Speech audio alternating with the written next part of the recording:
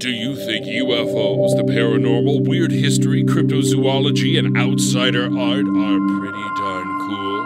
Then you're in the right place. Welcome to High Strangeness with your host, Steve Berg.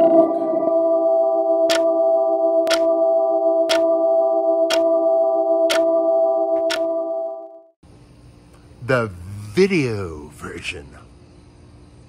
Like you're talking about, because people do approach artists, and especially someone like you who's an artist technologist, for free work. Yeah. And it's a nightmare. I don't think it's ever been worse. Well, they've stopped asking me for free work. Good. Because I'm 63 years old. I've been in this game for a while, and I just laugh and hang up if they ask me for that. Right. Like, for the exposure, I'm like, I don't need any more exposure. Well, that's how they pitch it. Like my representative will be like, well, here's the thing. It's a potential opportunity. I'm like, a potential? I just need to get paid now. I don't. Yeah. I'm going to do work. Yeah. You're going to pay me. Yeah. It's pretty simple. Yeah. And I've talked to some of the producers, and they get really angry when you bring it up like this. And I don't do it confrontationally. I just try to have a man-to-man conversation, right. Person-to-person. Right. Like two humans talking. Yes. I'm like, well, I see here that you're paying yourself. Mm-hmm. Well, my time is worth something, and mine's not. I'm actually giving you the information that you need. I'm letting you use my IP. Yeah. Like, number one. Number two, like, I'm giving you hours of my time and contents of my mind. Right. Right? And then you're using it and telling me, like, you don't have to pay me because it's not worth anything? Then, go make your own stuff.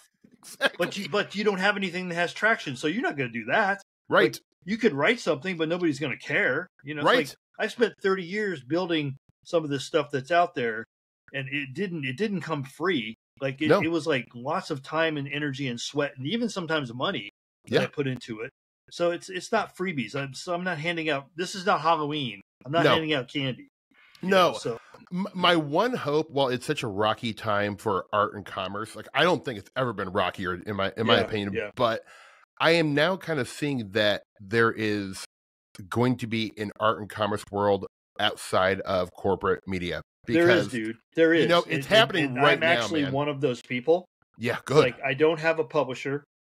I have one person that publishes my stuff because I know them. Like the person that owns the original Falcon, which used to be Falcon Press. Yes. I knew Alan before he passed away, the guy who started it, and then like the guy who runs it now, Lee, Nick Tharcher. I know him, and he pays me on time. I don't have to chase the check. Yeah. I don't have to ask where's my, like, every quarter I get a statement and I get a check. Great. Boom. I mean, it's not even a check. I get a money transfer.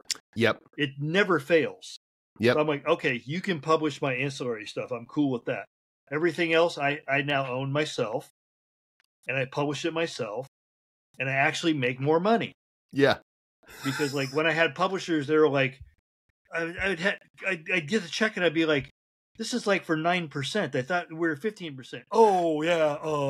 For marketing. I forgot. Well, that's a lot of like how indie movies, or like actually not even indie movies, like studio movies work. It's like you get residuals, but they don't start paying you residuals until they pay themselves back. Yeah. But they include all this stuff that's nothing to do with the movie, like marketing, and you can't get those numbers. They can just make up whatever they want. Musicians go through the same thing. I had friends who were like in the music business. Mm-hmm. And anytime business is attached to an art name, it's like, okay, it just became nothing.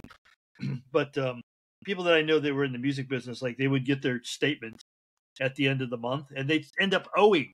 Oh God! Sometimes because they're like deducting. We fronted you 500 albums that you sold physical copies of, so now you owe us for those. Like, wait, what? Yeah, exactly. Yeah, like they're like to be like all these deductions, and like at the end is either zero or less than zero. Oh, and it's like. So, like, years ago, I sat down. I had an agent back in the day, like 2006, I think. I had an agent at CAA. Right. And they were doing nothing for me. Right. They were asking me to do things I was never going to do. Mm-hmm. Like, oh, dude, if you could just write a YA novel, we could sell it right away. I'm like, do I strike you as a YA novel kind of guy? Right.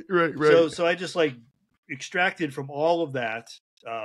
And then I said to myself, okay, I'm going to buy all the rights to everything back except for, like, the stuff that Alan had. Like he treats me right, so we're gonna be friends, and he's gonna keep doing what he does. All my other stuff I'm just gonna do myself. I don't need their help because all the promotion I get, I do myself. Yeah. Like they do nothing for me. Right. Zero. Right. Except for ask me for 15% of what I'm earning. Yeah. And I'm like, for what? What did you do? So I can have you stamped on my. Well, that's a lot of it. It's funny because, like, just like, as an actor or whatever, like, you at a certain point need to be stamped by a legitimate agency just to get in the room. No, yeah, I know. That's really all it is. Yeah.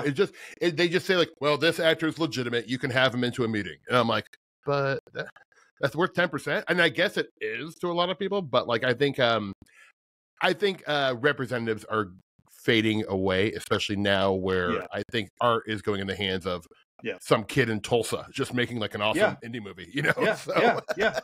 No, dude, So I mean, think it will be better. I come from I have indie movie background. I used to production design indie movies back in the day when they were made on credit cards. Right. like the early 90s. Yes. Like where literally it was real indie. Like the Well, studios had not picked up, like Pulp Fiction hadn't made it yet. Like it was about to. And when Pulp Fiction happened, like the indie movie world changed. That was, in my opinion, the cinema renaissance, because like while 80s movies are fun, there was definitely amazing, Lynch was making movies, Scorsese movies were great in the 80s. Alex Cox. Yeah, absolutely. But largely 80s movies were just like cocaine fueled studio execs just greenlighting whatever. They made a ton of movies that are like kind of fun, but they're also not great pieces of art. Yeah. But the 90s were so fun. You had to appreciate them for being so bad they were good. That's it. The hate watch was invented for that. And there's only so much of that I can do, It's like I had a friend in the early 90s. We used to call it car crash theater. Yeah. And we would find the worst movies made in the 80s we could find, and we'd get high and we'd sit there and watch them and just go, oh my God, look, I can see the boom mic. Yes. The wall moved. I mean, I'll admit I'm guilty of that, especially since Tubi came around, you know, but like I'll throw on Beastmaster and smoke a joint. This sounds like a nice way to spend a night. Oh yeah. Like me and Robert Anton Wilson used to sit around and watch Ed Wood films back in the early 90s because he was an Ed Wood freak. Really? Oh yeah. He loved Ed Wood. Well, I have some questions about Robert Anton Wilson. Folks, welcome to another episode of High Strangeness. And if you hadn't guessed, my guest this evening or today is Jospeh Matheny, and this is a big get for me. I'm super, super excited to have you. My friend, welcome. We did kind of a James Bond cold open, and now we're high adventure. But before we get into like some of your work, I want to ask you. So you're from Chicago. I love Chicago. I feel very close to Chicago. It was a lot of the acting style and the improv style I came from is Chicago style improv. And so Chicago's always had this great art scene. But you were in punk bands and industrial bands, right? Yeah. Tell me a little bit about that. What was the scene like in Chicago? Well, in the 80s, everything was tape oriented. So like there was a cassette tape underground that was what we called industrial then is nothing like industrial now. Right. It's like industrial started to change when Wax Trax came online. Of course, that was Chicago. Yes.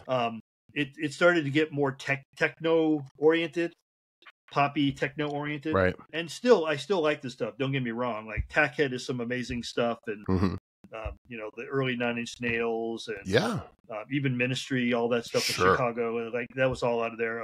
House music came out of Chicago, Club COD. Really? You didn't know that? I did not know that. Oh yeah. So okay, I'll tell you the whole story then. Please. So, Wax Trax started doing Front 242 and like all these like kind of like poppy techno, and that was called industrial then. What was called industrial before was mostly done on audio cassette. It was usually done there was like this technology that came out in the late 80s or the early 80s. I'm sorry. Maybe somewhere around there. I'm fuzzy on dates. Yeah. But somewhere in the mid 80s or early 80s, Tascam put out the Porta One Studio, which was the first portable 4-track recording studio. It recorded direct to audio cassette, instead of reel to reel. Had 4 inputs. You could do 4 channels, and then if you could do ping pongs or pings, you could do 8 channels if you knew how to do it. You get 8 tracks onto a tape. And so people started producing music in their bedroom or in their living room or whatever, their garage, their basement. And we would send the tapes around to these mail lists. And then you'd send like 50 tapes out. And then like in the meantime, you've got 50 tapes coming in your mail slot from like all the people that were on the mail list with you that were sending you their stuff. That's amazing. And so I was building up this catalog, and people would mark on the tape like, free to sample and play with. So you could like sample their stuff. It was very open source. Right. You could sample their stuff and use their stuff, and like as long as you sent them a copy and told them what you did. It was very polite too. Everybody was very polite. And so that was industrial music in the early days. And so you had Pile of Cows out of Chicago was a group. My group was called Pagan Amen. That's a great name. You had groups, all kind of groups that were doing underground stuff, Metnong. And then there was like 2 or 3 clubs where we could actually get together and play in person. Mm-hmm. Batteries Not Included was one of the clubs. So like there was all these kind of medium-sized clubs. They weren't tiny, but they weren't small. Right. And then Cabaret Metro, which was the huge club. It was the main punk club in Chicago. On Wednesday nights, they would let certain industrial bands have the stage, and you would like have these 5 or 6 industrial bands playing, and all the whole scene would show up. So it was a scene. It was a community of people. A couple hundred, I would say, you could get to show up at the club. And so everybody was talking to each other and exchanging ideas and saying, well, this is how you can get a couple more tracks. Like everybody was like very open and like, and not competitive at all. It was like cooperative. Oh, like, that's great. We're a community and we're making this music and we're going to help each other. And we're not doing it for, another thing is we're not trying to get a record deal. And yeah. Right. Like everybody was making their own tapes, and occasionally somebody would get enough money, like working at a record store like me. I worked at Vintage Vinyl for a while. And so, I'd save my money, and then I'd do a vinyl, like a 7-inch vinyl. Like, wow. And everybody was like, oh, he did 7-inch vinyl, I mean, that's amazing. I mean, like, I'd freak out if I but like I did like 500 right. copies, Right. But it was a big deal, Right. Was it easier to get pressed on vinyl back then? If you knew the right people. So there was a couple of people that I didn't ask where they got the equipment. So they had equipment that they could do, and they would do like a pressing of 100 or more, or right. The minimum was 100, and then they would do like breaks in prices, like 200 was less, and 300, and 500. They had like price breaks, and like it was usually like 1 dude or 2 dudes in a garage that had vinyl pressing equipment, and God knows where they got it. Yeah. and then they you give them $200, and then they would press your vinyls, and you'd get your vinyls, and you'd have to print your sleeves yourself. Yeah. Oh, and so great. Go to I knew this guy that he was a retired or semi-retired printing dude that like had his own little mini AB Dick press in a garage, and he would do print jobs for me as long as they were like small to medium size. And so I'd buy the stock, and then he would do the print, and he'd buy the ink, and he'd do the print, and then so I would get my stuff printed that way, fairly cheap. Oh. And then I'd take my sleeves to the guy who did the pressings, and then he would give me all the pressings in boxes, and then we'd sit there and have a stuff party where we like stuff all the records in the sleeves. So it was like very DIY community. Yeah. Yeah. Everybody was out for everybody else. Like nobody was like out to slice anybody's throat because they would be like, oh, I want the record deal, I'm going to fuck you over. It's like none of that was happening. Everybody was helping each other out. Well, it seems like, it sounds like, like a label, one of my favorite record labels of all time is a Chicago label called Drag City. And it seems like, they came around kind of early 90s, maybe late 80s. Yeah. But they really, labels like Matador, especially at the time, really took that aesthetic and said like, this is actually a part of the artistic packaging for us. Oh, yeah. Is that very homemade. And for me, when I first got my first Pavement album or first Silver Jews album or first Guided by Voices album, I was like, it was so appealing. I liked it before I even put it in my CD player. Yeah. Because I'm like, the art is made by just a couple dudes in the room smoking cigs, the packaging was like part of it, because you would you'd like I said, you make your own sleeves, you get your record, you actually put the labels on the record by hand, and then you put them together, and then you put them in another little sleeve, and you'd like pack it with like a feather and a stick and some dirt in a bag. Like you would just like do all this like to order stuff. Right. It was art. It was like each piece was an art, and then you do like 100 or 200, or you were lucky 500, and you like number them and sign them and like do all these things. So it was an art scene, is what it was. It was like an underground small art scene, very kind of Fluxus like. Yeah. Like we were doing our own art, and every piece was individual and all that kind of stuff. So like Sub Pop started out like that. Yep. I remember like when I first heard of Nirvana, like it was like Sub Pop was this thing that I found out about. It was, I think they were in the back pages of Thrasher magazine. Yes, that's how I found a lot of my bands. yeah. You would see a little like ad in Thrasher and be like, "Oh, that looks cool," and you'd send off your $2, and you'd get their catalog. It'd be kind of cool, and you'd buy stuff from bands you never heard of, but they might be cool, you know? And yeah. And that's how I found out about Nirvana, like way before Nevermind. It was neat because I do feel like, especially underground punk, indie rock, whatever you want to call it, industrial, like there was this air of mystery about buying a piece of music where you're like, man, I don't even know what the band looks like. They're not giving their real names. And I'm like, but then you were dying to find out more about them. And I would buy tickets to see shows that I didn't even love the band, but because I wanted to know more about the mystery behind the band. Oh, dude, yeah. Yeah. Like, you know, like back in this era that I'm talking about, I worked door at Cabaret Metro. So I got into any show I wanted to go to. Oh, I was literally like every night I was at a show. Oh, man. And just working the door, and like, yeah, it was a great time. It was a great era. Like, because there was all these bands that were doing all this weird stuff. And then you do a little research into the bands by asking around, and you'd be like, well, actually, that person like that goes by Marconi, that's not really who it is. It's one of the members of Throbbing Gristle, like doing something. Yeah, and you'd be like, what? And then you go get the record, and it'd be like, this is weird, but it's kind of cool. Yeah, and like music was like almost started this rabbit hole situation where you'd hear like you know, for example, like a guy like Steve Malkmus, who back then he called himself SM Jenkins.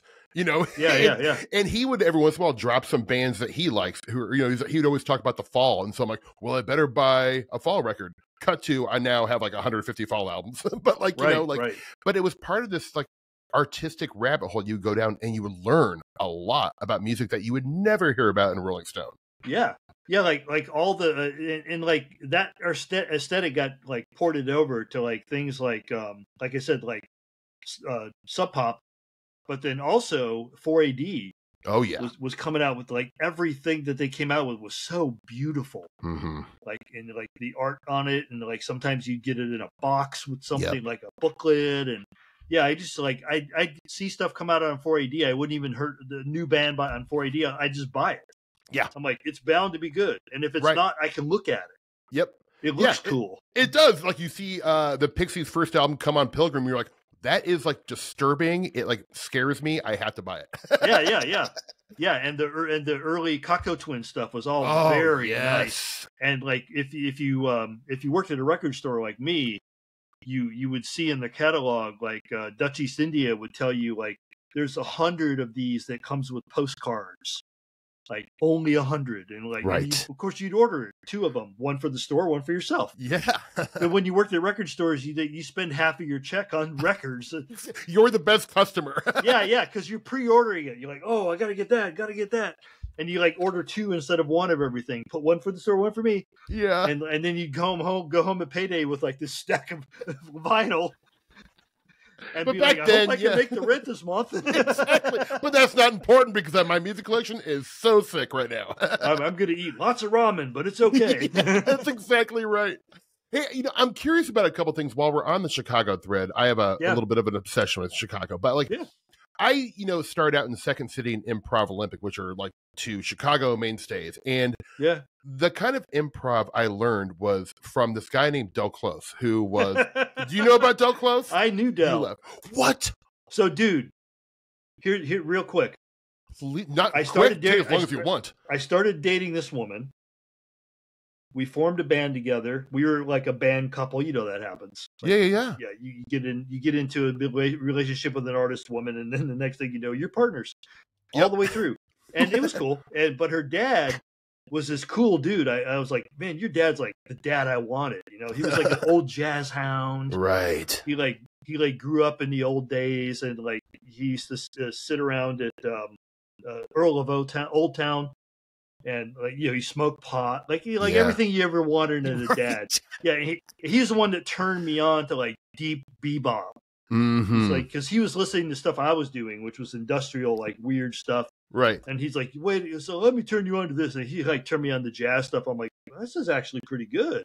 Because like at that point, like I'm 19, 20, and I'm like, jazz? Ugh. Yeah. You know, it's like, ugh. And he was like, no, man, there's some jazz stuff that I think you'd like. And he was right. He got me into jazz. And then as I got to know him, he was like, well, you should meet my friend Del. I'm like, who?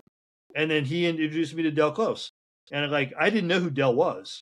Right. I just thought he was this cool guy that my friend was introducing me to, right? Right. And like and so Del used to sit at the Earl of Old Town, the bar, and he'd already stopped drinking at the time. But he would drink seltzer water and lime because he liked the atmosphere of the bar to write and read the newspaper. And so he kept going in even though he didn't drink anymore.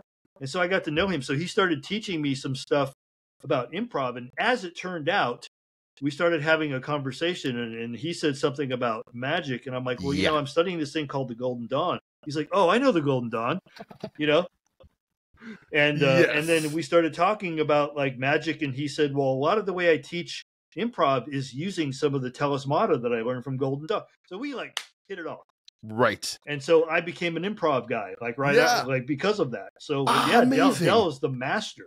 He's the master, and I don't think people like realize. So like to some folks, like Del Close was the guy pretty much who invented modern like long form improv. Yep. You may know some names like Bill Murray, John Belushi, everyone from the original SNL cast. Still to this day, Tina Fey, you know, you name it, they were studied with Del. Disciples of Del. And I didn't study with Del, but I studied with his, you know, proteges. And I remember like being in you know, and I've always been to the occult. I remember like first doing Second City, and they're like, all right, now we're going to teach you about the invocation. And I'm like, this sure feels like ritual magic.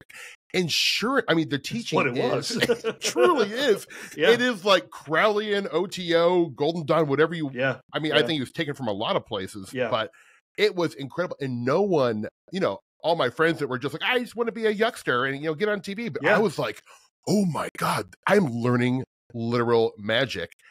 And he did teach it in a way to where when improv was going well, you felt like something else was running through you, you know? Well, I mean, magic and theater are inextricably linked. I mean, magic is theater, theater is magic. Yes. And great story. Did you ever go to the Del Close Theater that was on Hollywood Boulevard? That's where I performed. I probably over 1,000 shows. Okay, so do you remember the big oil painting of Del that was on the wall? Absolutely, yeah. Okay, so one night when they first opened, I went in there and I was talking to the manager. I don't remember her name, and I was talking about Del Close and magic, and she was like, "What?" And I'm like, "Come here." I went over to the painting. I'm like, "What's he wearing on his finger?" And he had a ring on his finger that was a pentagram. She's like, "Yeah, oh, it's a pentagram." I'm like, Del was into magic. Heavy. She's like, I didn't know that. It's like, nobody knows that. No one knows that. There's like very scant, like little like droppings of it. And there was actually a really good book about him called The Guru. And they talk about it a little bit, but it's funny. He had no problem talking about it, but other people don't want to talk about that because if you brought it up. Yeah. If you brought it up, he'd talk about it. Yeah. He never brought it up to me until I said, I'm studying this thing called Golden Dawn System of Magic. And then all of a sudden, like, let's talk. You know, like then he was like, bam, let's talk. Right. Did you ever hear the story? And I don't know if this is true. It very well could be an urban legend because I think a lot of what Del said wasn't always completely factual. I love him for that, but me too. Well, he invented the life he wanted to live, you know, which is I think is interesting, like artistically. Yeah. But supposedly he was at a science fiction fair in Wichita, Kansas, and he was bidding on a book, and the person who outbid him was L. Ron Hubbard. This is what Del said. And then they went out for a drink that night, and I guess like he was telling him about Dianetics and some of the things he was thinking about. And Dell supposedly goes, "Hey, you should start a religion. This would be perfect." And so, I don't know if that's true, but according to Dell says that he gave L. Ron Hubbard the idea for science to make. I never heard that story, but that is such a classic Dell type story. It is. It's great, and it depends on when that would have been, right? But the thing is that I could see it happening to him, right? But I could also see him telling that story, yes, and it not happening to him, but telling you in a way that you believed it. Right. And because that's why I mean, I learned a lot of my shtick from Dell. Oh yeah. I studied at the feet of the master. Absolutely. Well, it's his whole thing of yes and, if you deny something, comedy stops in its tracks. But if you say yes, it can go anywhere. Yeah. So dude, I've been to I knew a couple of improv groups that had studied under Dell or under his proteges, and we used to get together every once in a while at the cross currents, and do yes and. And basically we would just the audience would be there and we yes and then somebody would yell something out and we'd be like, okay. Incorporate it in whether you like it or not. But it's interesting what comes out. I still try to apply it to even just my interactions at Trader Joe's, that's a great place to practice. I think it is. I also think it's just a real good way to positively interact with people, is to support them and commit to the bit, and even if they're not a funny person, help your momentary reaction with someone at Trader Joe's be the funniest it can possibly be. I mean, that whole scenario, growing up, being young and impressionable, and having that influence, and then going off from there, was what formed my writing method. Right, my method comes from that. Inspiration. Yep. And working with that and saying, okay, how can I incorporate this into writing? Because I realized at a certain point that I liked performing, I liked doing the whole industrial thing and all that stuff. At some point I said, but I got into this art thing because I wanted to be a writer like Henry Miller, like Kerouac, William Burroughs, all these people. I wanted to be like them when I was younger. I'm this, I really do. That's what I want. I want to be a writer. And how do I don't want to ditch this, all the stuff that I've learned. So how do I incorporate those two? And so I brought that into the writing process, and it was interesting how I did it. But so it made me who I am. Everything about me comes from that period in Chicago when I was a young whippersnapper, fresh out of college. That didn't know my asshole from my elbow. Right. And ran into these old school beatnik guys who were "Oh, want to show you a few things, kid," and helped me out tremendously. Right. Well, and Dell was he wasn't he's not mentioned. He was tangentially involved in the beat scene, but he was in the Bay Area in the 50s with the Compass Players, with Elaine May, Mike Nichols, some of the most famous comedic writers and directors. But it's interesting about you wanting to, you saying this was really powerful for you as a writer. More people, I think, come out of long form Del Close improv and go towards the writing side than actually even acting. We hear about the actors a lot more, but if you go to any staff writing room, I bet 80% of the Gen X people in there are Del Close disciples, for real. Well, if you come out of that background, and then you want to be a writer, you feel you're compelled to put pen to paper. And then you think about it and you're well, I am writing when I'm on stage and I'm improving, I'm writing on the fly. Absolutely. So why can't I apply that to writing a novel? Yes. And that's what I do. That's literally when that clicked for me, I went, okay, I don't have to give up either one. I can merge them together, and I can say I'm a writer. I use improv type method. Yes. That's it's interesting because well obviously I thank you for your patience in advance because I know you've answered questions about Ong's hat a zillion million times, but it's funny now talking to you like this. I'm looking at your work with Ong's hat in a different way, because that is very improvisational, dude. It's total method. And if you look at some of the things that came out of it, there was audio things the the interview with the survivors. Right. Okay. Those were two guys who were friends of mine who were improv people. Interesting. And we sat down and I said, I'm going to give you the framework and there's no script. We're going to improv this on the phone. Right. And I hooked it all up and I said, ready, go. And I called them and we improv the whole, I basically just said, this is who you are. This is who you are. This is what you know, go. Yeah. And the funny thing was all of us were Andy Kaufman fans, huge Andy Kaufman fans. And the two guys that were talking, because I told them you're from New Jersey, they both decided to use Tony Clifton accents.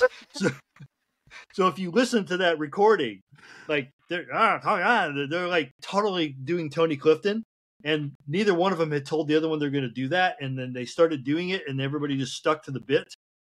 And then and I just kept going, and so we all stuck to the bit. So we got these two guys who were talking like Tony Clifton, but they didn't tell each other they were going to do that. And then now we're stuck with it, but it's okay. Right. But it's it works. Great. Yeah. But it's like two crazy guys from Jersey, you know? Well, sometimes those matching energies, wonderful things. I think people always think you have to have character conflict, but you can also have character matching, which is just as interesting. It's actually a little more difficult. It's more advanced, but man, it can pay off big. Well, it worked out really well because they were supposedly like two guys who had grown up in the compound of the Ong's Hat ashram as children. Yeah. And now they were adults. And they bickered like a married couple. It just worked out. It's like everything, like we did one take. We were done. I turned it off. They like, you want to do another one? I'm like, no, dude, we don't need safety. That was fucking gold. Right. That was gold. Well, it's improv is such an amazing tool because like if you look at I think some of the best underrated acting we've ever seen in cinema is in Robert Altman films. And Robert Altman would shoot one take with the script. And he's like, all right, throw it away. Now just improvise. And he's like, I 90% of the time used the improvisation. Yeah. Because it was more real. You can see the wheels turning in people's head. They're stammering and stuttering to find words. That is an interesting style. It makes it feel very real. Well, I mean, the other thing, when I went away to California, I started studying method, like real method. And that helped me with my writing as well. Yeah. It's like I could get into a character and own the character, or let the character own me.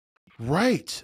I've actually never thought about that at studying the method, full immersion into a character for a writer. Because it's obviously people know Robert De Niro, Brando, they're all method actors. But I've never actually thought about that in terms for a writer and how helpful that would be. Interesting. It's extremely. It's my method. Right. Like the stuff I learned from Del, which is improv, think on your feet. Yeah. And then method, where I am the person I'm writing as. I am that person. I'm going to live as that person for the last things that I just did a trilogy over the last couple of years called the Liminal Trilogy. Yes. And I wrote the first book in one character under a different name, the second book as another character in a different name, and the third book I talked about writing as those characters and how they took me over. It was a trilogy about method. Oh, as method written in method. I love that. That's incredible. So it was a great experiment, but it took me 5 years to write the trilogy.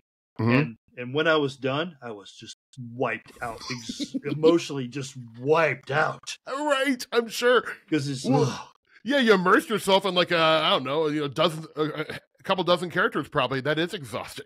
Well, two characters, and then I went back to myself. For $3. But the first character I did as this one character, and then the second character, I literally, for the second character, I took on the persona of the main character of the book, and I lived online as that person with that name, and people that knew me didn't know it was me. They were interacting with me on Facebook and places like that under this name. Oh my God. As the character, I literally just online, Joe Matheny kind of went away, and this new character stepped up and started I had a Twitter account and a Facebook account, and I started following different people, and some people I knew before, some people I didn't know before. I made new friends, right? And some of those people I know to this day, I finally came out. I'm like, look, this was me doing method and blah blah blah, and they're like, okay, but I'm gonna keep calling you Ezra. Yeah, I'm like, okay. Whatever makes you happy. That is so. I mean, it goes back to what you said about 20 minutes ago, and that theater which, whatever, we can incorporate writing as part of theater. Theater is magic. Like, you're creating an illusion, like that's just amazing. I want to ask this question because, I have listened to a lot of podcasts and read interviews with you, and so I'm fairly, like, aware of your biography, but, like, how did you exactly, like, I know there was kind of this inciting incident, for lack of a better term, that brought you to California. Right. But, like, how, so, like, you also, like, are a very, like, successful, like, technologist and have worked in the technology industry as well. So, like, retired now. So I right. Recovering technologist. Recovering technologist, yes.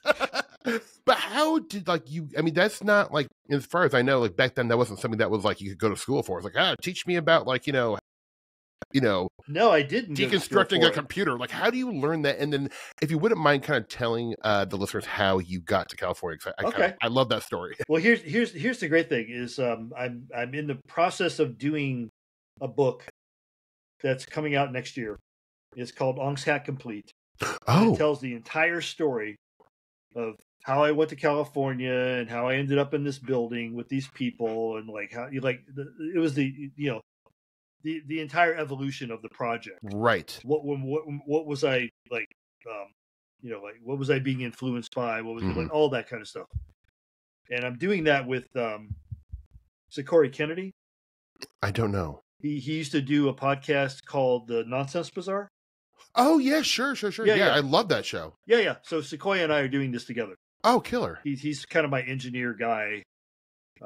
He's doing this. So I'm doing it as an audio book first. We're going to have it transcribed, and then it'll come out as a print book as well. But it's audio first, really. I love that. And so I'm thinking and talking about who's going to be the distributor on that. So anyway, so the story is,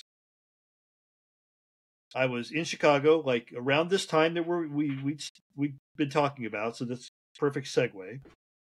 And I had this bizarre experience where I was in a band, and my guitar player told me, like, you should read Illuminatus trilogy.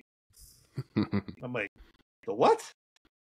And so I went on this quest because he was just convinced. He's like, no, dude, it's you. You should read this. I'm like, okay, like, this is your stuff. These are your people. Oh, okay. So I go looking for this thing, and at the time, I was looking in the library. Like, of course, every copy of Illuminatus in every library in Chicago had been stolen. Yeah, like the sign of any good book. Exactly, like every Crowley book gone. Absolutely. And so I found one book by the author called Cosmic Trigger. And I said, okay, I'll read this while I look for the other one. Right. And I read it, and I was like, what the? Whoa. Yeah. Wind blown. Brain blown apart. Uh-huh. And then as I'm walking, and then I found Illuminatus, and I read that. And then as I'm walking around in Rogers Park one day, I saw a poster on a pole that said, Robert Anton Wilson appearing at the Zen Center in Rogers Park. I'm like, wow, cool. And I didn't even know we had a Zen Center. And so I found the Zen Center, which was just an unmarked house over on Lakeshore Drive or something. It was like over by the lake. And I found it, and I went on the day of the thing. I went about a half hour early because I was like, wasn't sure like what time and what was going to go on. I wanted to get a seat, And I'm walking up, and this guy walks out, and I recognize him. I'm like, that's Bob Wilson. And I'm smoking a cigarette because I used to smoke at the time. Right. And he like comes up to me and goes, can I get a cigarette? I'm like, yeah, sure, dude. He's like, don't tell my wife if you ever meet her that I'm smoking. He told me that like 100 times after that because we became friends. And then we stood out front of the Zen Center smoking cigarettes and talking. And I told him, I'm like, I've been studying computer technology, and I'm learning how to write code and all this stuff. And he's like, oh, where are you going to school? I'm like, I went to school for philosophy and cinematography. Like, I'm teaching myself. Right. And he was like, oh, cool. Like, you're going to teach yourself. And so we talked for a while, and then he told me, like, everything you're doing sounds like you should be in the San Francisco Bay Area. Because I was like, I say, oh, I got a copy of Timothy Leary's Mind Mirror, and I was thinking about a different way to write it. Like, right. I was like throwing all this stuff at him. He's like, you should be in the Bay Area. Right. Well, okay. So he was living in LA at the time. So I go back home, and And then I went on this quest for something I'd read in Cosmic Trigger. Was he had mentioned Valis by Philip K. Dick. Sure. Now this is 84, 5-ish. Valis was out of print. Right. And so I'm like on this quest of finding a used copy of Valis by going through the yellow pages, calling every place. You have a copy of Valis? I don't know. You couldn't click those boxes. It's like, so I showed up at all these bookstores and nobody had a copy of Valis except for one lady who told me, I've got a copy of Valis. And she was in Rogers Park. And I'm like, oh, cool. So I go walking over to this place that she gave me as an address, and there's no sign. The windows are like newspapered over. It's like a storefront that's been papered over. And I knock on the door, and she answers the door, and I go in this shop, and it's just boxes of books. Like no shelves, no order. And I said, so you said you had a copy of Valis? She goes, I've got a copy of Valis, and I have a copy of Divine Invasion. And I'm like, oh, the trilogy. Oh. And so like I go through these boxes and we find it and then I find Divine Invasion and then I find Valis and she's like, and I have this other one. Okay. She shows me this hard copy of a cover I've never seen yet again, but it was really weird looking. But I'm penny pinching little punk rocker, and I'm like, this one's 25 cents and that one's $1. Right. Of course, what am I going to do? I'm going to buy the 25-cent one. Yeah. And then I get home and I have buyer's remorse. I'm like, I should have got the hardback. Why didn't I get the hardback? She was trying to tell me something and I didn't. I'm too dumb to get it. And I go back and the store was closed. She never answered the door again. The guy who lived upstairs yelled at me from the balcony and told me the store was closed. There was nobody there. I should fuck off and leave and stop knocking on the door. It was all really weird. Right. Of course, I can rationalize this a lot of ways. Like it wasn't something mystical, but it felt like something mystical. Yes. And then I read Valis, and then because Dick was in Berkeley, and then I was reading this thing called High Frontiers, which was coming out of Berkeley, which became Reality Hackers, which became Mondo 2000. Right. Okay. Wow. Interesting. So at the time, it was being run off on a Xerox machine, and you bought it like mail order. And so I finally, and my girlfriend was cool. Like her dad was the one that introduced me to Dell. And I just walk in the door. I'm like, we're on a month. The rent's up at the end of the month. What do you say we just move to California? And it's like, she's like, without even thinking, she goes, okay. And so we just packed up our car at the end of the month, got the cat, left, and just drove. And like, I said, well, let's go to LA first. Let's not go up to San Francisco. Let's go to LA. Let's see a couple places in LA I want to see, like where Jim Morrison used to live and all that kind of stuff. Sure. And then we'll go up the Highway 1 and we'll stop in Big Sur and we can see Henry Miller's house, which is now a museum. Yep. And we can go see the cabin that Ferlinghetti owned where Kerouac wrote Big Sur, right, the book. Yep. Which you could still get to the cabin. Cabin's gone now, but back then you could still get to the cabin. Oh, that's incredible. Which I've been to the library. I have not been to the cabin, and I love the book Big Sur. It's amazing. Yeah. So I got to the cabin, and then still going to Berkeley. That's the plan. Get to this little town I've never heard of before called Santa Cruz. Oh. Stop and get a cup of coffee, and as I'm like, where do we get coffee? I see a coffee shop. It was called what was it called? Cafe Chameleon. And on the corkboard out in front of the coffee shop was a picture of J.R. Bob Dobbs. Yes. Now, in the 80s, still pretty underground. Right. Church of the Subgenius for you people who don't know who he is. Church of the Subgenius. So I had been to a Devival at Limelight in Chicago. Right. Where I got turned on to it. Yeah. And so I said, oh, that's Bob. This must be the place. So we go in and we get coffee. And we meet people that are there, and they convince us, like, you don't want to go to Berkeley. Berkeley was what used to be. All the people that were cool in Berkeley live here now. Right. And took us around on a tour of the town. I'm like, this place is really bumping. This place is crazy. It was before the earthquake. Right. So it was like, there was like fire breathers and jugglers. Like the downtown was like just a freak's bazaar. Yes. And I'm like, heavenly. Yeah. Our people. We found our people. So like I go over the hill and I get a hotel room for a week. And then like, about 2 blocks away from the hotel room, couple weeks later, I find an apartment for rent, and I rent the apartment.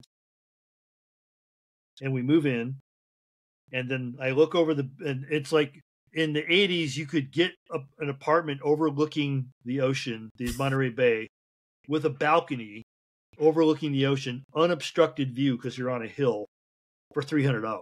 Oh my God, that would be $8,000 now, dude. If you're lucky, if you have rent control, yeah. If you could even rent it, it's probably a condo. Yeah, now. you're right. Yeah. You're right. And I look down, and there's a elderly lady doing Tai Chi in a garden because the people on the first floor had gardens, and the people on the second floor where I was had balconies. And I look down, and I see this lady doing Tai Chi, and I said, "Hey," and she goes, "Hey, you must be my neighbor." Yeah, we hit it off. We start talking. I go downstairs. She invites us in for tea. We start talking. I find out Nina Graboy, she was Timothy Leary's secretary at Millbrook. Oh my God. She knows every fucking buddy. Yes. Like for the next couple of years, she was my gateway drug to the scene. She introduced me to Allen Ginsberg. She introduced me to Timothy Leary, John Lilly. Like she introduced me to everybody. Like, and she knew the Wilsons. Right. And I said, well, Bob and Arlen are friends, but they're in LA. She goes, yeah, but their kids live here. I'm like, what? I didn't know that. Like, I've never even heard of Santa Cruz. So I moved to the town where Bob's kids live. And then she goes, well, they said they're moving up here pretty soon. What? And they did. Like, they moved to Santa Cruz. Like, none of this I knew going into it. So I end up in this building where the downstairs lady, the neighbor, is the person I just told you about. The guy who lives upstairs from me is friends with Gordon Wasson, Albert Hoffman, the McKennas. He's friends with all those people. So like this building, 321 2nd Street, is like, you know, in Santa Cruz. So it's like anybody who was coming through going to Esalen or San Francisco for an appearance, any of these people that we've been talking about, they stop over at this building to see Nina or to see Bob. And, oh my God. And so like I'm in this vortex of all the people I went there looking for. Like, I want to be more around people like that, you know? Like, did you realize at the time, because sometimes, like, when you're younger, like, it's hard to, like, really, like, take stock of a situation. But did you realize, like, this is very special, what's happening to me? Not even until, like, before Sequoia and I started doing this thing that we're doing, I sat down and I wrote an outline of, like, chapter 1, this is what happened. Like, I never wrote it out before. Right. And I wrote it all out and I looked at it like when I never laid it end to end like that before. And I looked at it all and I'm like, you know, if I read this in a novel or if I saw it in a movie, I would not believe it. Right. Yeah. It feels too unreal. Unbelievable that this happened to me. And I never actually mentally took stock of it. Like, dude, like, how did you end up at exactly the right place at the right time? Right. Completely serendipitously. You had no, like, your plan was to go to Berkeley and you didn't even know what you were going to do when you got there. And you only ended up in Santa Cruz because you wanted to see Big Sur and you stopped for coffee and gas at a place you'd never heard of before. And you like just see this for rent sign and you rent this apartment that was right in the middle of the people you're looking for. Like you right there. And like, I never actually sat and like put that together before until I wrote it out. And then when I wrote it out, I'm like, this is creepy. Yeah. It seems impossible. I mean, it's literally like, you know, because it sounds like, you know, myself too, I'm just deeply fascinated by the history of counterculture, but like this is ground zero for 20th century counterculture. I mean, like, literally. I mean, I mean, there's not really an argument against it, you know, like it's and everything was everything at that time. Everything was about to happen, but it hadn't happened yet. So the earthquake hadn't happened in Santa Cruz, which put a lot of things in motion. .com hadn't happened over the hill. It was literally like a 20-minute ride over the hill to be in Silicon Valley. Silicon Valley wasn't a thing. It was like where military people worked and you know, missiles and shit like that. So there was like in the IBM thing and the Mac thing the Apple thing had started to happen, but like and a lot of those people that worked at Apple were like bedroom community people that were living in Santa Cruz and driving over the hill. Right. But I've yet to know any of this. Like so as I hung out longer, I started meeting all these people. Like this street musician turned out to be Jaron Lanier, who was the guy who developed, VR. But at the time, he was a guy that just played weird African instruments on the street of Santa Cruz. So, yeah, there was all these people that were gathering together And there's a couple of friends of mine, if they're like, well, it's called Saints Crossing for a reason, you know, like, of course, and they're kind of new agey, so they would say something like that. But yeah. But I'm like, I do know this. I know that throughout history, there's these weird areas where people congeal and come together and exchange ideas and then explode outward and do things. That's happened again and again and again throughout history. Yep. And this was one of those places in one of these times. None of us knew it as we were going through it. And I never, like I said, I never really registered it before until I wrote it out. And then I went, holy shit, how did that happen? Because every step was serendipitous. There was nothing planned. Right. It was just like, well, let's go to California. Where are we going to go? I don't know. Let's go to Berkeley. Do you know if you're there? No. Where are we going to stay? We'll figure it out when we get there. Right. Like, I mean, it was like just a bohemian move, you know? Yeah, and even the timing of technology and how art was like about ready to radically change. I mean, like the timing is even goes like the weirdness of the timing goes beyond the apartment. This like amazing like apartment complex. It's just the timing of everything. Like, you know, you can't underestimate the importance of timing in artistic movements and political movements and all kinds of things. Yeah. I mean, that is like, it feels unbelievable. Like when you know, that's why I hesitate to tell it, but like it's going to be told because I have witnesses. There are still people alive that know this all happened. Right. And so, you know, like, and so like, as I got to know the community and because I had these wonderful people that were introducing me to everybody that was anybody that I should know. And we formed a little salon. And every week we'd have this meeting of like all that we considered the great minds of Santa Cruz and anybody who happened to be in town. And that could be anywhere from Leary to like, I never met Terrence, but Dennis showed up a few times. So like anybody plus whoever was on their way to Esalen or like was coming through from San Francisco, like would come to this salon. It was called the Formless Ocean Group. And then we would just smoke pot and talk shit, you know, like, oh, heaven. And like, so we had Nick Herbert, who was a quantum physicist who became a great friend of mine. Ralph Abraham, who was the father of chaos mathematics, who taught at UCSC. All these people were members of this salon I was in. Oh my God. And I'm just meeting and there, of course, they introduced me to people. Like, it's like, I'm there for a year and I know everybody suddenly. Oh my God. That I should know.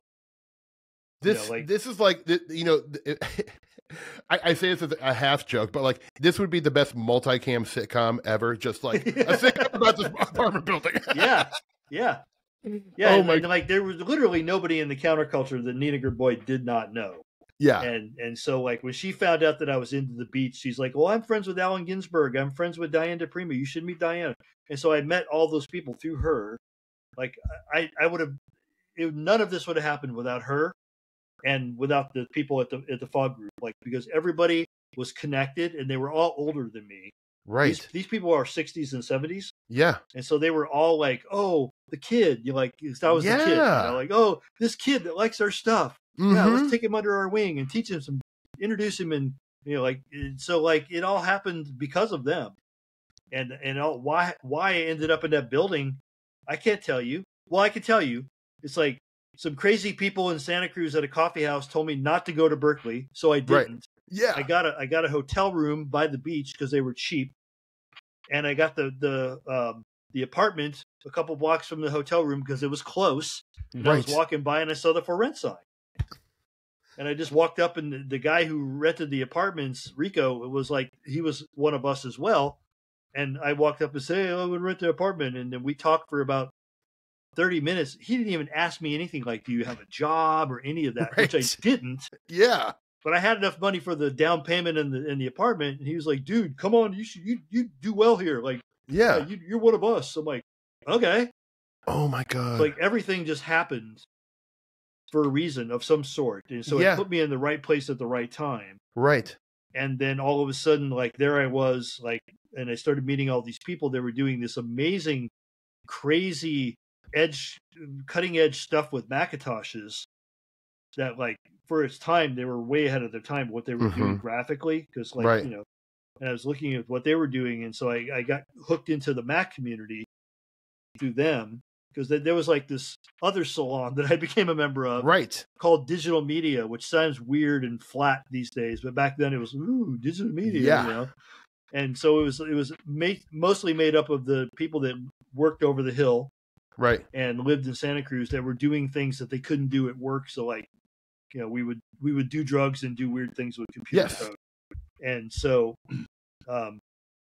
so through them, I kind of got connected into Silicon Valley, and then I ended up working over there.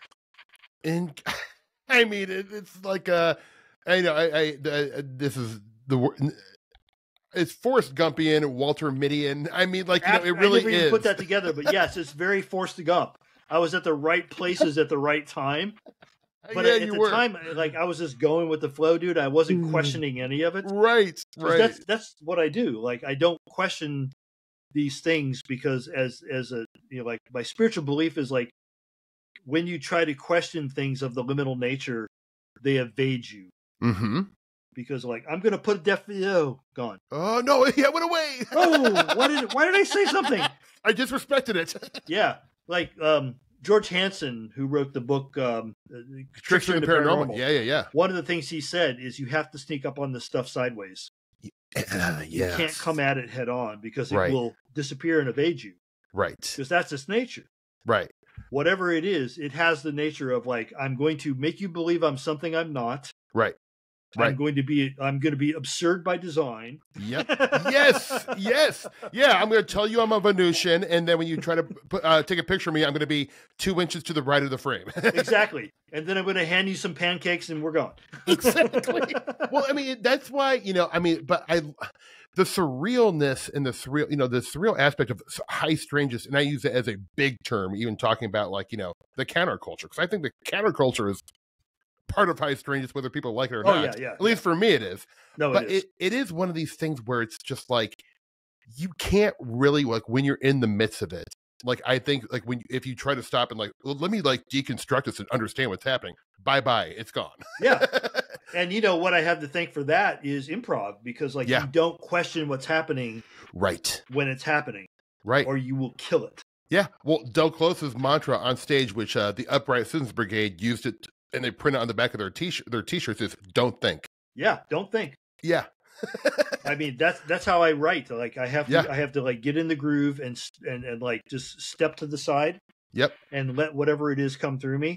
Yep. And then step back in, like, and then go, okay, I'm going to edit this a little bit, but oh, wow, that was interesting. Like, I've had people read me like in an interview.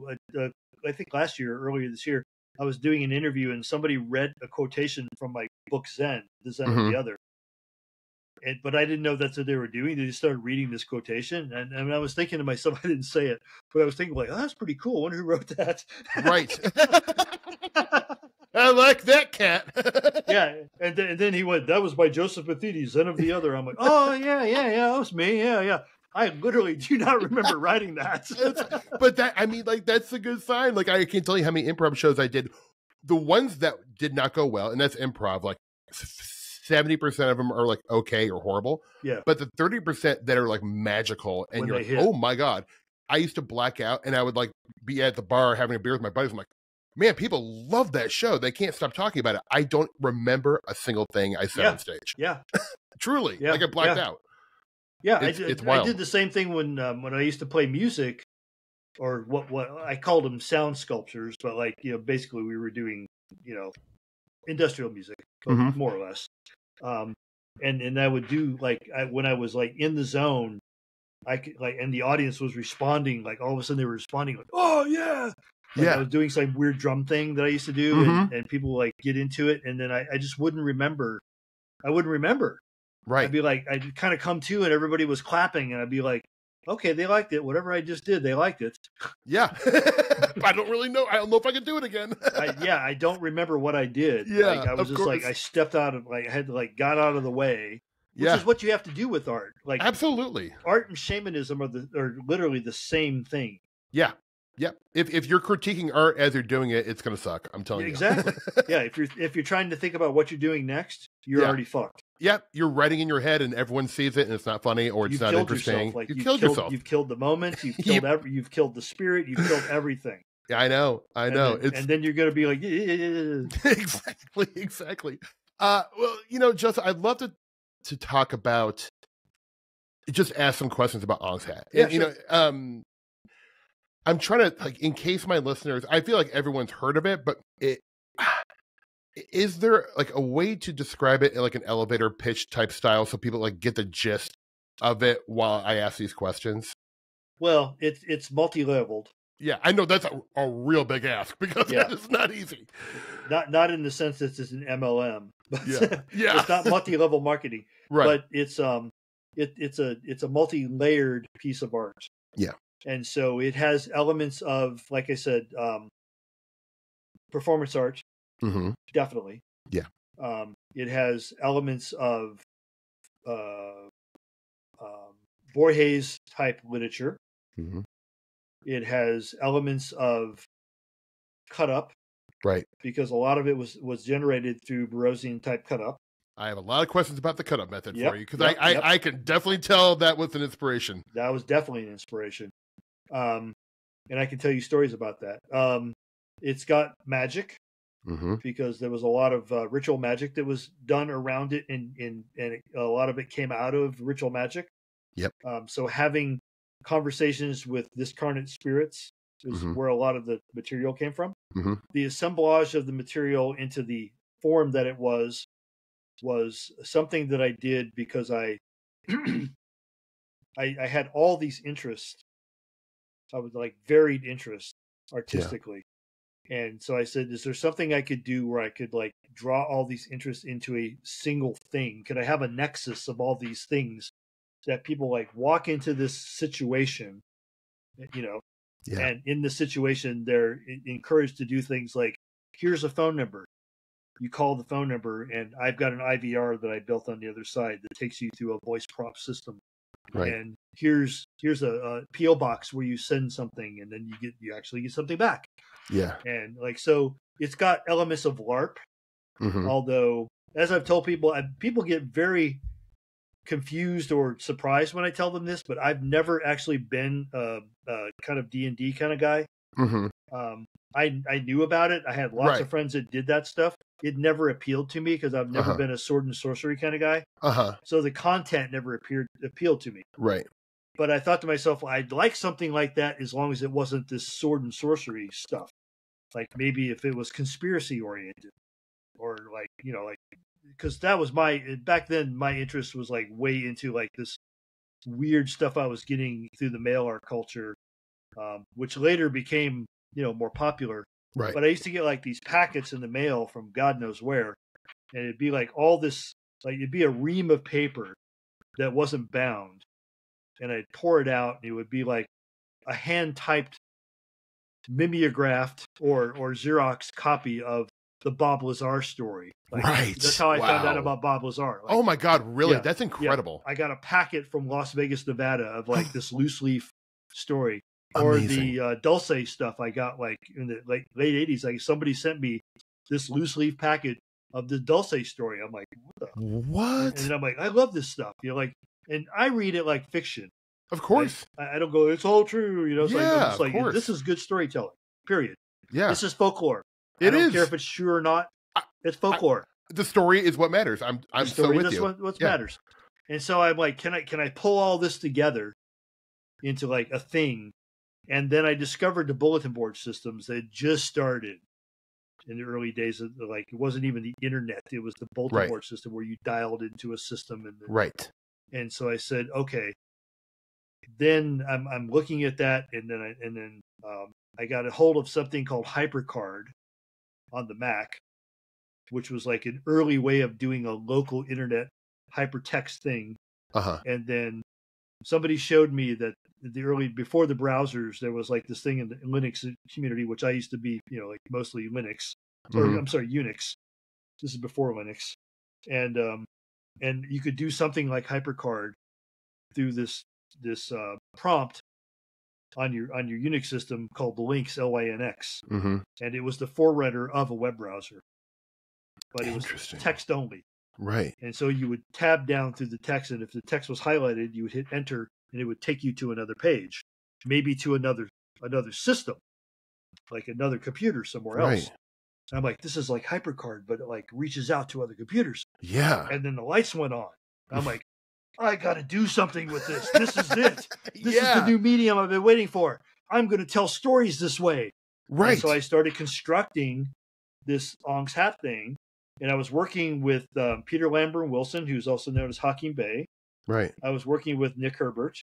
And so they were so concerned about the computing part of it. They was like, oh, you're the computer guy, whatever. Like, we'll help you with the story. Like, we'll help with that. Like, we'll help you with the storytelling. And so I did all the computing stuff and some of the storytelling. And then they were feeding me storytelling. And then the three of us kind of constructed this mythos that started with the book catalog.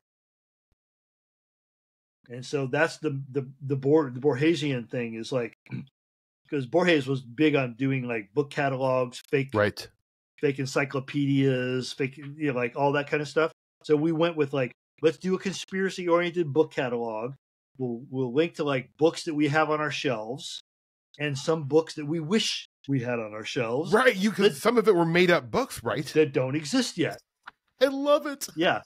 And so like so I started like just pushing this thing through the bulletin boards at first, and then like around 91, some of the early bulletin board systems got internet access that you could telnet off of their system. So you could dial into their system and telnet off or gopher off or FTP off or like all this stuff. Mm-hmm. And you could go to other systems or you could go to like other places. And so I started like anywhere I went, I'd leave a copy of this thing anywhere. Like an FTP site, boom, I drop it on their text. Boom, like a Gopher site, boom, I drop it on there. And like I just started like Johnny Appleseeding this thing anywhere I could. In the meantime, I'm sending this thing out in paper version. So there's a remailer system that we discovered in Hong Kong that I would send piles of the catalog already addressed in envelopes to this place in Hong Kong, who would then remail them out to my addresses, and people would get this weird catalog in the mail from Hong Kong postmarked, and they'd open it and it would be the Incunabula catalog, and people, and so I'd go to parties at like Mill Valley in like, you know, some of the parties like Sound Photosynthesis and people like that would have parties, and people that knew me would walk up and hand me a copy of the catalog and say, dude, this is right up your alley. I think I saw some of this stuff on your shelf. I'd be like, oh yeah, I'll take that under advisement, you know. And you're like, it's working. It's working. Exactly. Okay. Well, it's amazing. So like, you know, I'm so happy you answered it, because like I wasn't sure if you had this idea in your head, like, you know, like have this, because I mean, I don't want to put labels on it, but like this kind of anti-structural idea for a narrative. Absolutely. But it was the availability of the technology with the bulletin board system. Did that spark the idea? You're like, whoa, I want to tell a story with this, and then the idea for Ong's Hat came. Okay. Yeah. Well, actually, they were bubbling at the same time. Like I had this loose idea of like, I'd like to tell a story in some way like this, right? But the technology wasn't there to facilitate the doing of that. Yeah. And then when I saw that technology, I went, that's what I've been waiting for. That's it. Amazing. That's what I've been waiting for. Yeah. Because I already knew, like, I want to do something like HyperCard. Right. And I had been thinking, like, I'll do a HyperCard stack and like, you know, get that in the catalogs or something. Like, you know, I was thinking that way. And then when I saw, like, I didn't need to do the HyperCard stack anymore, I could do a web version, and then I could use the internet as a, you know, like, to distribute a text version. I'm like, okay, that's what I'm looking for. The new medium for me is like, I don't want to talk to publishers anymore, because I didn't tell you this part. I had the idea to do it early, and I used my connections to get me in the room with publishers and even record labels and gaming companies and everybody. And they're like, they could not get their head around what I was talking about. Right. And so I'm like, okay, fine. You don't understand. Like, you don't see, well, what they really didn't see is like, how do we make money on this? How do we monetize this? Well, I mean, you know, I will say though, but like at the time, no one was pitching ideas like that. This like immersive, like anti-structural, using new technology. Like, I'm sure they were like, what the fuck are you talking about? Exactly. No, I mean, that was the reaction most of the time. Like, I don't even know what you're talking about. Right. Yeah. And so, I had and I came with these great introductions, and I felt like I let my friends down by like getting in the room and like, I did my pitch, and they were just like, I have no idea what you're saying to me. Right. Because I was speaking a alien language. Yeah. And then when I saw like, okay, I can do this on my own. I don't need to go through the gatekeepers. I just went for it. I'm like, I don't need them. Bye. Right. You had your chance. Bye. Right. I'm out of here. Well, in Joseph, like there is like, because like, I mean, a lot of people attribute, and I don't know if you do exactly, but like an ARG, which stands for Alternative Reality Game. Yeah. But was making, because like this did have, there was this gamification of the story where people were participating, and like, I don't know this for certain, but were people adding to the lore and mythology? Was this like a co-created to a certain extent type of thing? Yep. I mean, I would watch what people were doing with it, and if I saw some people doing stupid shit with it, of course I would like step on it hard. Yeah. Because there were a couple of unscrupulous kind of new ager grifter type people that were like, like, we're going to use the Incunabula catalog. And I'm like, no, you're not. Yeah. And so basically the TNAG principle, this is not a game. And Ong's Hat is credited as being the first ARG, and it was. I mean, so, but like the TNAG principle, I stuck to, like, we didn't talk about the fact that we're in a game while we're in game. Right. Unless I saw somebody doing something like that. Like they were trying to like do something weird and creepy with it. Right. Like kind of David Ickean or something. I'm like, oh no, you're not. And so then I would step in and be like, this is copyrighted, by the way. Right. Like I didn't make a big deal about that. And if I saw people doing stuff creatively online, I didn't care. Like I didn't push it. I'd be like, have fun, cool. Yeah. If I saw somebody like trying to make profit on it, if I saw somebody like trying to do something I didn't agree with politically or spiritually, doing something crappy with it, I'd step up and be like, this is a copyright. And then they would get angry. They're like, I didn't know it was a copyright. I'm like, I know you didn't know. That's why I'm telling you, man. Exactly. It's called the big stick. Even kind of like the motto, or I'm not sure what you would call it, this is not a game. That is like such a principle of theatrics. I mean, it's very Del Close. Yeah. Like, like it's funny now that I know you have a Del Close connection. A lot of I'm like, oh, I get it. You were influenced by Del Close. Man. Most people don't know that's in there, but that's part of the DNA. Definitely. That is so fascinating to me. I love the idea. I mean, because this must have been exciting because you didn't know. I mean, there was no example to follow or set against. No one had done this before. So like, it must have been pretty shocking to see how this was unfolding. You're like, oh my God, I can't believe like this is catching fire, because it did catch fire big time. Yeah. In the early days, of course, I felt like I was just like crawling around underneath a tent looking for the tent pegs, Right. It's like, I'm going to put a tent up if I can find these tent pegs. Yeah. And I was just like, I didn't know where I was going. There was no roadmap. Mm-hmm. And then as I was doing it, I was like, there shouldn't be a roadmap. We're like, we're trying to find new ground. Right. And so there absolutely should not be a roadmap. If I'm trying to go somewhere nobody's gone before, there's no roadmap. Exactly. And so I'm like trying to find this, and then it clicked. Like for me, I'm like, oh, no wonder people in those pitch meetings would tell me like they had no idea what I was talking about. I get it now. Yeah. It's like, especially to a business person. Oh my God. Yeah. They're not creative at all in general. So it's hard to explain a very easy story to executives. Yeah, exactly. Yeah. So I was like talking to people that I thought should know, but they didn't know, and they really didn't have the capacity to know, and they weren't in the position to know. Right. And so then I like, okay, well, I understand why they didn't understand. And so everything I do is going to have to be done by me. And I'm going to have to like sail it in a way, like I'm just going to have to feel the winds and tack to the winds as they go, because I have no idea where we're going and what's going to happen. And so I said I would just like, I'd come up with an idea for a new chapter in the story. Like, okay, so a good example is like the Nick Herbert interview, which is one of the chapters. It's called The Advances in Skin Science. It's very Nick. That was he suggested that title. I said, here's what we're going to do. We're going to go to Adelita's. We're going to get Mexican food and beer. We're going to have this conversation in character. I'm going to take notes. There's going to be a recorder on the table. And then I'm going to go away and I'm going to turn it into a magazine article. I'm going to give it to Boing Boing, which at the time was a print zine. Yep. They later became a big blog, but they started out as a print zine. I said, I'm going to do that. I'm going to put it online. It's going to be the third chapter in the Angsat story. And then we did that. He and I had like a lot of beers and a lot of gorditas, and we had like this great conversation, and I took notes, and I went back and I like turned it all into like a faux interview.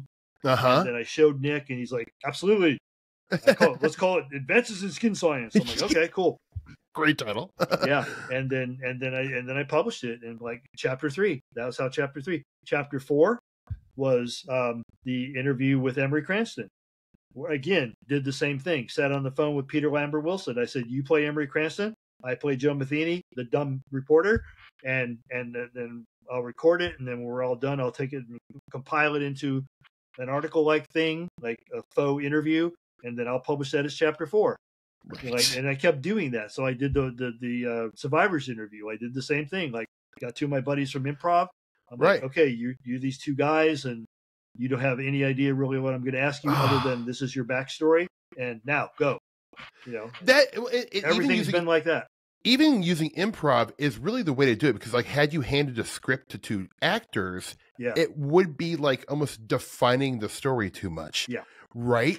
Because like there was still this air of magic when you use improv, because like you're like, I have a feeling where they're going to sort of go, but not exactly. And that lets you participate in the game as well, as opposed to being the dungeon master. Here's a great example of that. So their Survivor interview, the two guys, one of the guys had not done as much research as maybe he should have, but he did enough. And he came up, he started talking about the egg as this thing that you could hold. Right. And then the other guy who had done more research said, well, you can't hold the egg. Like it's a thing you get into. Yeah. And then he like very quickly recovered. He's like, well, I was talking about the key egg, the egg that you held that opened the major egg that you got it. And him doing that caused me to do a new chapter in the next book right after that about the key egg, where I had somebody construct a key egg from brass and jewels and things. And there's a picture of me holding it and looking at it. And supposedly somebody had shown me like, this is what the key egg looked like. So this whole new branch of the story evolved from one person making a mistake but recovering. And what was one of Dell's quotes? Celebrating mistakes on stage. Exactly. This is amazing. Yeah. I have like goosebumps right now. It's all coming together. They constructed a whole new chapter. Oh my God. By making a mistake, which wasn't a mistake. He recovered very well. I mean, I helped with the recovery. We all like recovered and like just, the key egg. I've never heard of that before. Tell us more. I mean, I can't imagine the level of excitement this must have been for you, because like while you're the creator of it, like there is this like, I can't really think of another example in art where like you're the creator, you're like the God source of the material, yet you're not positive where it's going as it's happening. I never knew. I never knew. So beautiful. There was like one when I wanted to use cut up from the beginning. But at the time, I was really starting to get into early databases and really early rudimentary AI, nothing like they have now. Right.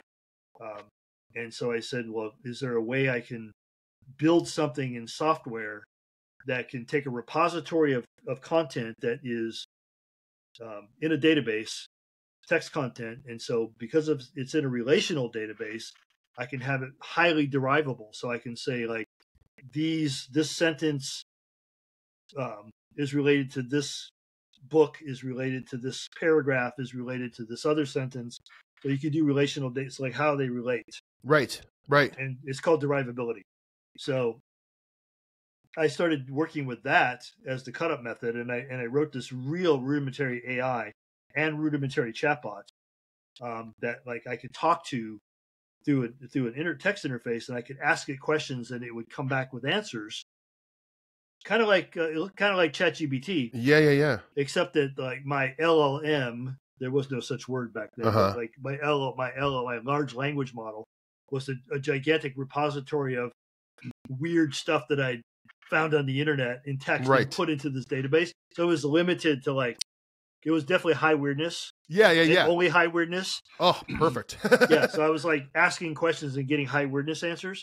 And so I used that a lot as which way do I go with the story now? Right. And I would ask this bot, like, what do I do now? And it would come back with like something. It was almost like Eno's oblique strategies cards. Sure. Yes. So I was getting these oblique strategies from this text thing that was telling me like to do the weirdest shit. And I'm like, okay, I'll try that. And some of it fell flat and some of it went okay. Which, it's interesting, like I'm a fan of, I love Brian Eno in general, but the oblique strategy cards are amazing because it really was a form of injecting magic into your artistic practice. Absolutely. So it's like, for my listeners who don't know, he created these cards that would have kind of like, random words or phrases, and it was supposed to inspire you. Like you would just grab one. Yeah. Actually, Greg Bishop created ones for ufologists. Oh, I didn't know that. That he only printed like 200. I have them, and they're incredible. I pull them out sometimes before I do podcasts to get me thinking in a new way. But I do want to jump back just a little bit because you and I have both now mentioned the cut up method a couple times, and I'm deeply fascinated by it. In fact, I want to pitch you an idea a little later about using the cut up. But the cut up methods, for listeners who don't know, was created by this artist named Brian Geisen, and it came out through this game that artists would play in England called the Exquisite Corpse. If I'm getting any of this wrong, please jump in. But they would take like newspapers and cut out different, like 4 different articles from different dates or whatever, and then piece them together. And these 4 new pieces, or however many they used, would tell a new story. And then William S. Burroughs was so excited about this that he started like publishing this way. He would write 4 different pieces. Incorporated it into his method. Absolutely, like completely. Part of process. Yeah. And to him, I read I always love William S. or Burroughs interview. I like his interviews almost more than I actually like his books because his interviews are so revealing and interesting. But he said this is magic. It's a form of magic. Yeah. And it's because like when I first heard about Ong's hat and I started hearing about how you would just kind of throw this random text out there in the early days, I'm like, oh, this is the cut up method. Yeah. Oh yeah. Yeah. It's so interesting. It was my. So if you read The Third Mind by Geisen and Burroughs, at that time when I was starting to put this stuff together, I was just up to my eyeballs in Burroughsian cut up, Geisian cut up. Like I lived and breathed like this is the new thing. This is I'm doing. Yeah. And then I started to realize that, like as Burroughs pointed out, when you cut into the present, the future leaks out. Yep. And one of the things that you notice is like, and so that's why I came up with the idea to invent this cut up methodology using computer technology. Is I was experiencing stuff when I was doing manual cut up with paper and scissors, X-Acto blades, a box or a hat. Yeah, I was getting these answers back, which much like, do you ever play with I Ching? Yeah, I have not, but I'm aware, but yeah. So there's some times where you can ask a question of I Ching and you can get an answer back that is so startlingly specific that you get the hair on your neck stands up. Right. You're like, something's talking to me. Right. Specifically talking to me. Right. And so I started to get that with cut up. And I'm like, okay, if I could automate this, I feel like I could really remove myself from the process, my ego from the process one step more. Right. And like when you do that, as Burroughs said, if you get yourself out of the way, you can actually hear what's being said. Right. So I was like, can I use computers to get myself out of the way? Because it'll be out of my control. Right. Like, I won't even choose which text I'm using. Right. Like if I have enough text in that database, there's no way I know what book I'm getting from or what I'm drawing from. Like, and so I had bots that would go out and find stuff based on criteria and then download it and put it in the text and put it in the database. So I never knew it was going to be in that database. Right. Every day I'd wake up and the database would be bigger. Right. And I'd have to find, back then this was hard to do. I had to find more space. Yeah. Luckily, I worked in Silicon Valley, so like bandwidth and space was more available to me than most people. And so like I was able to do some things and get away with it. Let's put it that way. There was a server in the on the rack in the basement of Adobe for a couple of years that they didn't know what it was. Let's put it that way. Yeah. And yeah, they knew it was mine. Yeah. Right. And somebody from IT would ask me like, well, what are you doing with that server? I'm like, oh, that's a marketing project. Don't touch that. Top secret. Yeah. Yeah. Top secret. That was the meta machine. That was me incredible. doing my stuff. Right. And I set it up so like it only ran in the middle of the night, so it didn't interrupt. I didn't want to interrupt with business. Sure. And I didn't want to raise flags. Right. So I got away with it for a couple years. Yeah. And so it was from one day to the next, I didn't know what was in that repository. I only would look at it and go, I have to add another disk to the RAID array. Like that's what I knew. I'm running out of space. But I never knew what it was going to be, which is perfect. That's what I wanted. I wanted to be out of the way. Right. Well, I the idea I wanted to ask you about, because I had a guest on 4 or 5 months ago, and he's a good friend of mine named Christopher Ernst, and he's a filmmaker and a film professor, and he's really into, just has an amazing mind for high weirdness, and he's one of us, right? Cool. And him and I, over a couple of beers, when we were in Nashville last year, I had a couple beers. I go, Chris, would it be possible, do you think, to take, a handful of like unpublished screenplays and do a cut up and make a cut up film? Yeah. And he's like, we talked about, he's like, well, it might be tough as a feature, but like, you could start out with a short film and do it that way. But like, what are your thoughts about that? Because like, I feel like the cut up has never been used to actually in the physical medium as much as it has in the literary, I'll tell you a project I tried to do. I got that close. Right. But I was like, unfortunately I was in the middle of, working, and I didn't have the time to do it. Right. But in 1999, I left Adobe, and I started a DVD company, which 99 DVD was like brand spanking new. And part of the DVD spec that most people don't know is how there are chapters in DVDs. Yeah. Right. So you could actually program a DVD using the spec so that the chapter playback would be random. Oh, interesting. And so I said, if I can write a movie so it's modular, kind of object-oriented thinking. Right. And I wrote scenes that didn't necessarily have to be in specific order. I could make a movie that every time you stuck the disc in, it played back differently. Oh my God. And nobody ever saw the same movie. Interesting. And I got really close to doing it. But you have to do that. That's so cool. But I was running a startup, and like, when did I have time? Right. Everybody I talked to about it was like, oh my God, I never thought about that. And so, but I never got to do it. And now DVD is a dead medium pretty much. It is, but I have some ideas. We may have to talk off the air. Well, because you could do it with streaming playback. You could do it. Sure. Right. But yeah, when I saw that, like, before I left Adobe, I read the spec. I read the DVD spec, and I'm like, I don't know if this is going to take off, but I wanted to. Yeah. And like, I want to be part of this. And so yes. I went and talked to John, who was the founder of Adobe. And I said, you've treated me well, because he really did. He was like the best boss I've ever had in my life. Right. I said, you've been more than humane to me. You've given me all these, you've given me lots of gifts, and you've given me lots of opportunities. Yeah.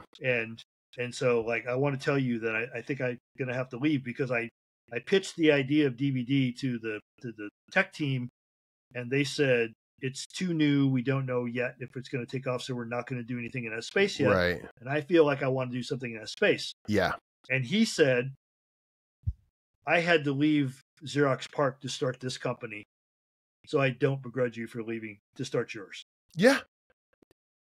And that's the best thing anybody could have said to me. And yeah, I said, okay, exactly. I don't feel bad. Yeah. Because I did feel bad. I'm like, I'm going to leave you in the lurch. Right. And so I'm going to go do this thing. And so yeah, I mean, that was like when I read the spec, and I'm like, I can play back modules. I can play them back randomly, and every time it plays back, it would be different. Right. Like the light, it was like when I saw the text-based browser, like the light went on. I'm like, I can write cut-up movies. Right. Literally. I mean, and then I started thinking about, how do I write a cut-up movie? Like, you have to scene by scene, and you have to write it so like scene A fits the scene B, at least in a surreal kind of way. Right. You know, it's like, yeah. And so, and I had it all thought out, but God, I was working 18 hours a day, so when did I have fucking time? You know? I know. I always think like, I feel like Lynch is probably our closest to like a cut up director, and I think like Inland Empire. Yeah. Like there's no, I love that movie. Yeah. A lot of even Lynch fans don't like it, but like to me that almost feels like the closest to a cut up movie, because I'm like, the scenes don't like follow one another. You know, it is completely void of any kind of linear structure, and that's how life is. That's how life is, and life isn't wrapped up in a little bow. You know, yeah. There's not 3 acts. You know, like it doesn't work like that. Exactly. I want to, lately I have, in terms of like my fascinations and obsessions with the whole high weirdness, high strangeness sphere, I have been really hot on folkloric ostension and like hyperstition. Mm-hmm. And when I think of Ong's hat, I feel like, wow, this is probably the greatest artistic example. Like if I was explaining like how would folkloric ostension and hyperstition, and if you don't know what hyperstition is, it's like a fiction that makes itself real. And to a lot of people who were deep in Ong's hat, this was becoming real. Yeah. Where it maybe started off as a game, and then there were like not just a few people, but quite a few people, if I'm not mistaken, who were like, this is real. We're out there. There's people out in the Pine Barrens looking for the egg. There's still people out there looking for it. Like there used to be a bar. It was pretty funny. I called the people at the bar. It was I'm trying to remember it. I can't remember the name of it. Anyway, it was like right at the crossroads of Ong's Hat and something else street, and it was a bar. And I called them. Right. And I said, I introduced myself, and they're like, "Oh, you're the guy." I'm like, yes. What do you mean? Like, I just wanted to call you about an idea I had. Right. They're like, well, what's your idea? I'm like, well, there's a thing that's mentioned in the story. Now that I know you know the story, there's a thing that's mentioned in the story called the Ong's Hat Rod and Gun Club. Mm-hmm. And I want to start the rumor that your building is the Ong's Hat Rod and Gun Club. Right. And they're like, people already think that. Really? I'm like, all right, so what are you going to tell me?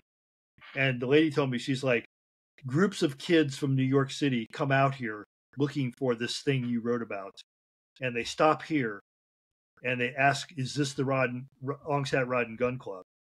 And so we just started saying, yeah. Oh, my God. We went and got some pictures of like people from Princeton, like back in the 40s. And we put them on the wall and we point to them and say, these were the guys that were at the Ong's Hat Rod and Gun Club. And so like they got like a boost in foot traffic, I guess, in the middle of nowhere. Became a tourist destination. Yeah. And so like I sent them a box of books, and I'm like, like, here you go. This is on me. Like, give them out. Like, and or sell them, whatever you want to do with them. So anyway, so like people did start to like build the myth themselves and go out there. Like to this day, I hear there's groups of legend trippers. Yeah. That like at the time we didn't have that terminology, but like now we do. There's people legend tripping looking for Ong's Hat. Go on YouTube, dude. There's like 50 videos of this where people are like, look, it's ruins. It's the foundation of one of the buildings from the ashram. Like, I mean, yeah. And you kind of like, I mean, like, I don't want to say shut it down, but like there became a certain point where, you're like, this is getting a little out of control and I'm not comfortable with how it's playing out. Well, right. And so when did you actually, some of the behaviors, yeah. But like, when did you kind of, I mean, I don't want to say cut the cord, but August 2001. I mean, so this is 23 years later. Yeah. I mean, that it's, I kind of want to ask you, Joseph, because like, it seems like, you have a great handle on this in terms of the media, the artistic medium of doing it.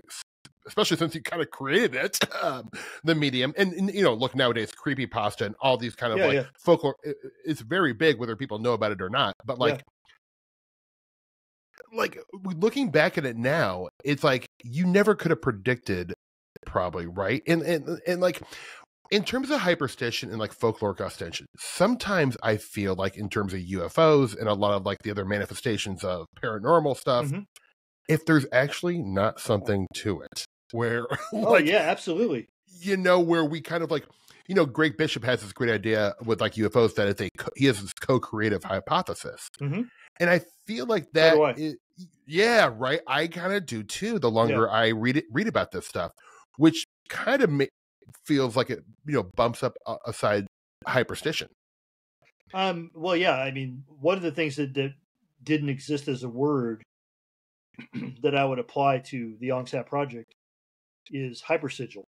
Hypersigil, yes. That came from Grant Morrison, I think. It did, yes. Okay. And when I saw that and I read, you know, his definition of it, I'm like, that's what I did. Yeah. I created hypersigil. Yeah. And so my whole take on the UFO UAP thing is very much kind of valet-ish. Right.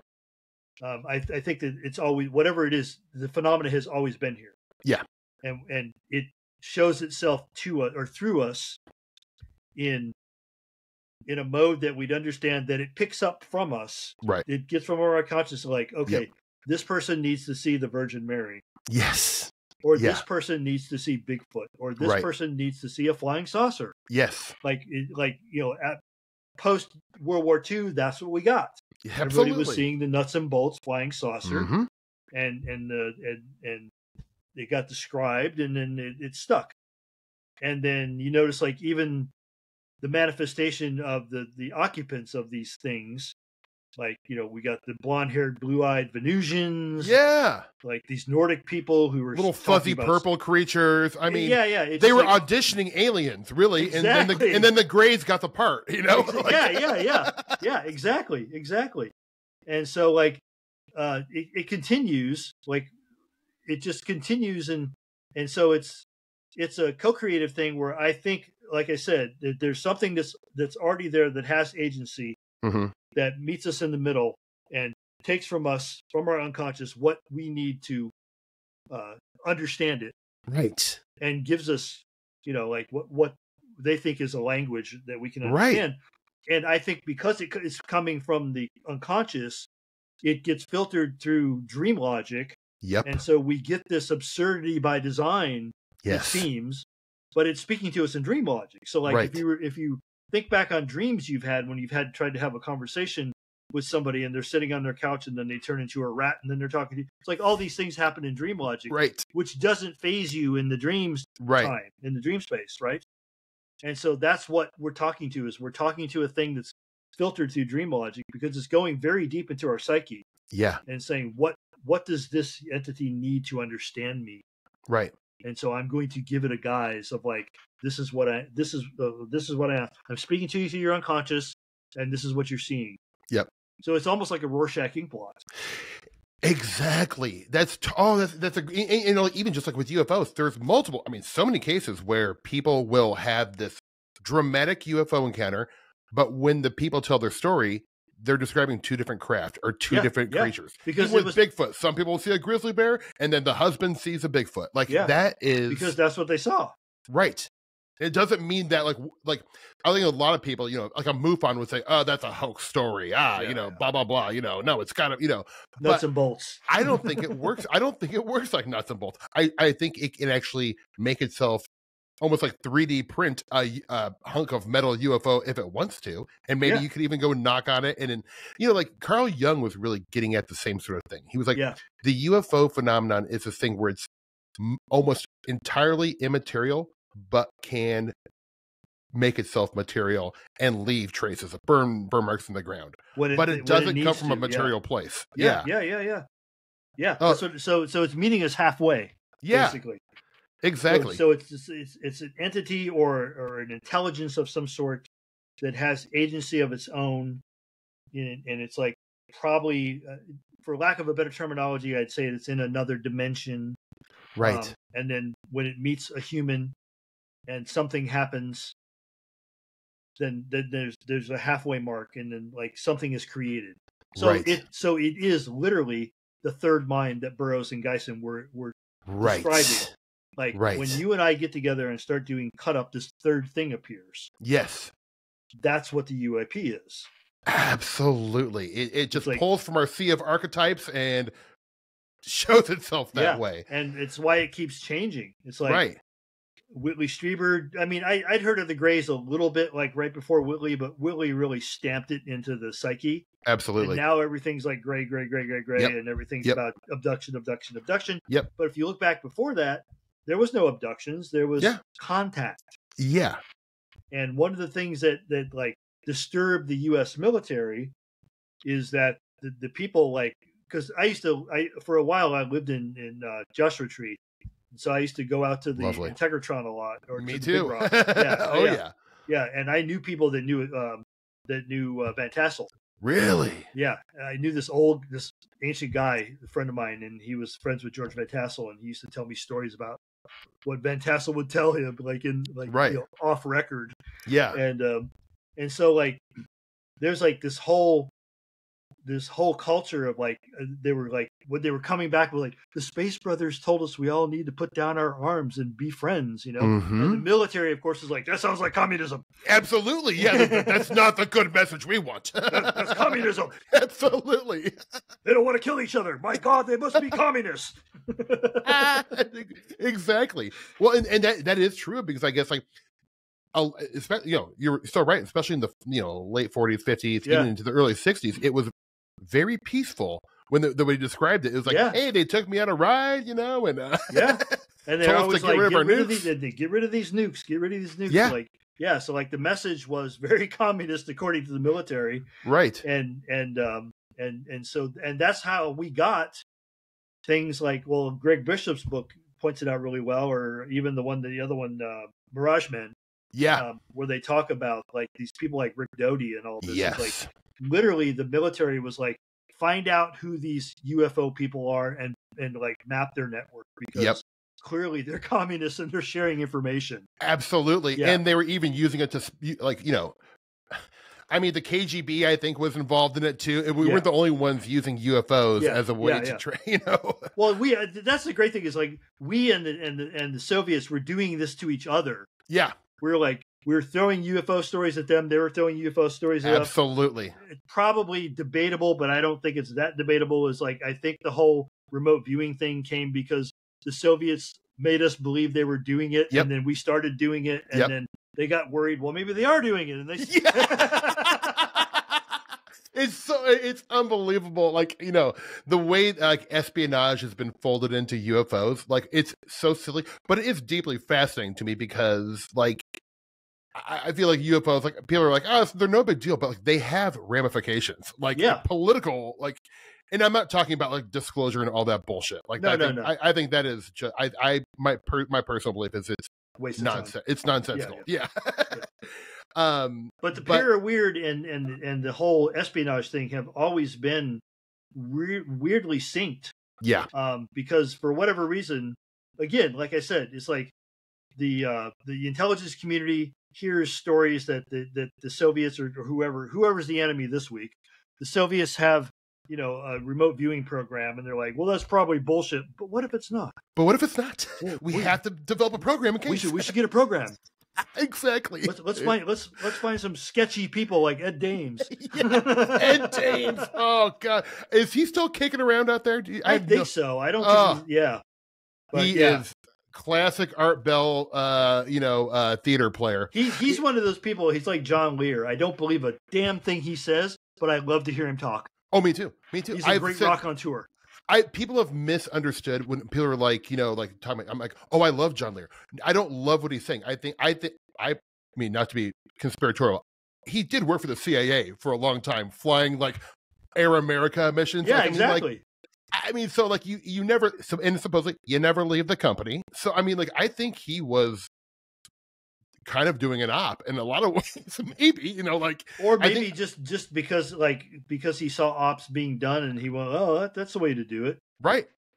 I mean, but he's an amazing character in ufology, and I feel like absolutely. While a lot of people just feel like, he's full, you know, he was full of shit. I'm like, I think he probably was. Yeah. But like, he's an integral part of the core story and what people believe still to this day. I mean, like, well, it's like when people tell me about Bob Lazar. I think Bob Lazar's telling the truth, and I'm like, you know who Bob Lazar's best friend was, right? Right. And they're like, no, John Lear. Well, what does that mean? It's like, he's probably full of shit like John Lear. Full of shit like John Lear, yeah. And then what does it say about George Knapp? And then everyone, you know, like, so it's everyone's suspicious. George Knapp called me, called Ong's Hat a psyop on the air on Coast to Coast. I'm really? Yeah. And I laughed. I fell out of my seat laughing because I was sitting there one night listening to him on Coast to Coast. And he came up and said, Ong's Hat, that psyop. And I just oh, yes, I've made it. You know, it is working. I saw someone on a Twitter thing, what do you call it? Those chat rooms. Yeah. Someone messaged me and said that Twitter when my podcast came, Twitter Spaces, that someone was saying that I was a Hollywood plant CIA op. And I was like, all right, this is good. This is a good compliment. Thank you. Dude, one of the things I did in 1999 is I made a list of this is my bucket list for Ong's Hat. Right. And I hit them all. I want to be on Art Bell. Boom. I want to be in the Weekly World News. Made it twice. Nice. Boom. I'm like, that's it. That's all. That's my bucket list. I can retire, man. I can retire. If I get on Art Bell and I get in the Weekly World News, I feel I've made it. Man, I gotta ask you this.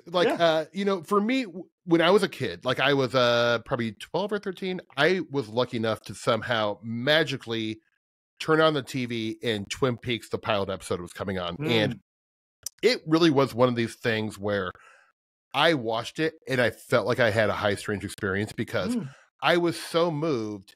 It was almost 80s, right? Yeah. It was 1989. Yeah. And it was like it was like Ong's Hat for me. I knew it was a TV show, but it felt like a real world to me. And it changed the trajectory of my life where I was like, well, I guess I'm going to be an artist now. There's no other, I want to, whatever he's doing, I want to do that. Yeah. I want to do that. Was there an artist or a piece of art, like a film, even an album that kind of initiated you into this art world? Well, a couple. So, excuse me. No. When I was younger, I was a voracious reader when I was a kid. And when I was in the 5th, 6th grade, my parents made a deal with me that they saw that I was reading all the time. And they were like, okay, well, we go to the grocery store every week. You can pick out one book and we'll buy it for you. And then, you know, and I literally was at that age where I could read a book in a couple of days, you know. Right. And so it just so happened, because I'm old, I'm 63. So it just so happened that was the era of a UFO flap that was going on in the United States. So all these books in the checkout stand of the supermarket were things like J.L. Hynek's Close Encounters book, the first Close Encounters book, and Valet, and so that's what I was reading. This stuff. Lucky. Yeah, and it's devouring this stuff. And wanted to see a UFO my whole life and never have seen one. Right. But probably because I want to too bad. And so reading that got me into reading. And then I stumbled across. So then I got into the occult, or kind of the kiddie occult stuff, astrology and all that kind of stuff. And so I used to go to garage sales to see when books were for sale because they were affordable to me. I could get 5 for a quarter or whatever back then. And I was I went to a garage sale and the guy was closing up and he's like, there's some books over there. If you can get them quick. So I saw books and I just grabbed them by the title, put them in my bag. And I go home and I pull out this one book. I'm like, oh, this isn't what I thought it was. Tropic of Cancer by Henry Miller. I thought it was astrology. Right. I read it and I'm like, holy shit. Yeah. I want more of this. Right. And then Kerouac followed and and boom, boom, boom, boom, boom. And so then I went, well, I want to be a writer. I want to be a writer like this. Right. And then when I was in high school. I want to say sophomore year or something like that. I went to the theater. I was one of those kids. I loved film. Yeah. And I went to the theater, and there was a theater in my neighborhood in Chicago, the Commodore on Irving Park Road. And for 75 cents, was it 75? 75 cents on a Saturday, you could see 3 movies. Oh, it was a Saturday day, right? And nobody was going to go. And most of this stuff was like second run. Right. Sure. The older films. Yeah. Yeah. It was like Baron Blood and like all these. But there was one first run film that was in this theater that one day, and I watched it, and I walked out of that theater. My skin was shivering, and I went, I want to do that. I want to do something like that. Apocalypse Now. Oh, yeah. And I'm like, that was a piece of fucking art, and I want to make something like that. Right. And so that was like the moment when I realized, like, whatever I did, because I did work in independent film for a long time, whatever I did, I was trying to make something like that. I wanted to make a piece of art that was that good. Yeah. And then later, which was really cool for me, later I actually worked on a film as the production designer, and I met Sam Bottoms, the guy who played the surfer. Oh, yeah. In Apocalypse Now. Sure. And we became friends. And then again, like this happens to me a lot in my life. And then like we stayed in touch. Like every Christmas I'd get a card from him. Like he used to go to Vietnam and surf. Right. Because he became he said that movie changed him forever. And so like he became completely enthralled with that area of Southeast Asia. And he used to go over there and go surfing. Like I'm like, dude, you're Lance. Right. He's like, yeah, I kind of became Lance. I became the character. Yeah, I became the character. And then I moved to Santa Barbara, I want to say 2004. And I was walking down the street, and then there's Sam. And I'm like, Sam, what the fuck? He's like, oh, I live here now. I'm like, so do I. So like he ended up passing away 2 years later, something like that. But we ended up hanging out and talking. And he used to tell me all these great Apocalypse Now stories. So like that was cool. He told me all the stories. Like he's like, the art department had two vans. One was art department and one was drugs. Yes. He's like, whenever I had a scene when I was on drugs, I could go to the art department and they would have the drug I needed. Well, I if people are fans of that movie, which I mean, I'm a massive fan. I think it's Coppola's best work. Yeah. The documentary Heart of Darkness is such a you must watch that. It's one of the best. It's like the greatest behind the scenes documentary of a movie that was ever made by his wife. Yes, exactly. Yeah. I mean, he's making big pasta dinners for everyone, and you can just, I mean, it's sitting almost there with a gun, like he's on the phone to the guy at Warner Brothers. Exactly. You gotta send me more money. Exactly. They're way over budget. They're like losing their minds. I mean, Coppola had a heart attack making that movie. Yeah, but I talked to Martin Sheen did. I talked to Sam. Oh yeah, Martin Sheen. You're right. Martin Sheen had a heart attack. I talked to Sam and I said, Sam, this is going to sound weird to you, but like I want one period in my life, and I feel like Long Sat was this period, and this was before. I said, at one time in my life, or no, this was after. At one time in my life, I would just like an opportunity to go to the jungle with a bunch of equipment, and make the movie I want to make, and tell the studio to fuck off. Yeah. I'm so far in the jungle, they can't find me and stop me. It's so God, I love that. And I come back with this film, and they got to accept it. Yeah, and they're blown away. I mean just like now, he had to like put his own money into this current film. Yeah, and it seems already like I just because I read the trades every day, begrudgingly, but they were just saying it's the worst pre-sales for any like big movie of that budget in the history of film. Find a distributor. No. And you know what? I really think that it's more he's being punished for self-financing something that big, because people wanted. I mean, the studios were all like, "Oh, Coppola's last movie with all this great cast who are dying to be in it. Yeah. We would love to do that movie." Yeah, but he was like, "I don't want a single note," which I think what he did is the ballsiest, most admirable thing. We were just talking about this before we started this conversation. Yeah, like, exactly. I don't have a publisher for that reason. Yes. Like I don't want notes. Yeah. I have a vision. I know how to get there. Just get out of my way. Right. I mean, that's what I love about Coppola. It's like he went to the jungle, literally went to the jungle, just like Kurtz. Yep. And said, I have a vision. I know how to get this done. And then like what is it? What he says? You're an errand boy set by grocery clerks to collect the bill. Exactly. Like, so he looked at them as like, no errand boys, no grocery clerks. He's like, I'm going to make this movie. Fuck off. And that's how you. And that's what Kurtz was doing. Right. I mean, there's. Like, I know how to win this war. Absolutely. Don't tell me how to win the war. Don't tell me how to win the war. Yeah. You guys don't know how to win it. Exactly. Well, and that's the wonderful thing about why I love them.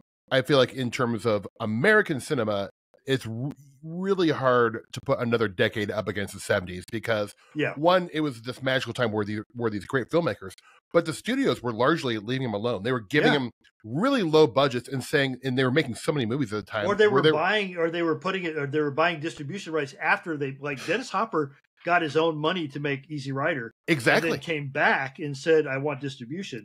Coppola way ahead of the game. Coppola, and I didn't know this, but Coppola did that mostly. He mortgaged his own property, mortgaged, and said like, I'm going to make this movie my way.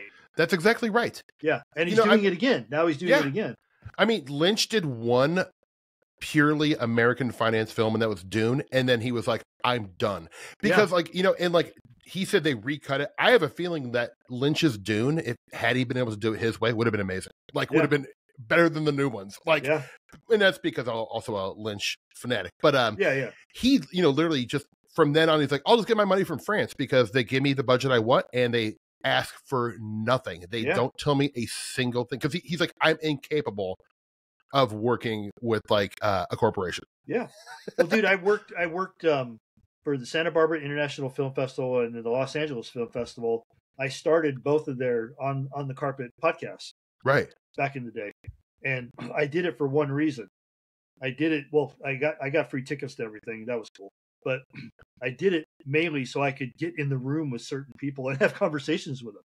Right. And one of the people I had conversations with was Cronenberg. Oh, and I said, you do everything you do in Canada because Canada will give you the money to do it, and everybody else and you don't have to go through this genuflecting that you have to do to make a movie here in the United States. Right. And he's like, absolutely. Yep. He's like, if you can try to go through something like Canada and make whatever you're doing as an art, do it that way, and don't go through a studio system. Yep. Don't go through a publisher, any of that stuff. And that really stuck because I'd already got it in my mind, I'm not going to do this. Right. But then I would be and then I talk to people in the industry and they'd be like, well, you're just being kind of selfish and hard-headed, and I'm like, no, actually I'm not. No.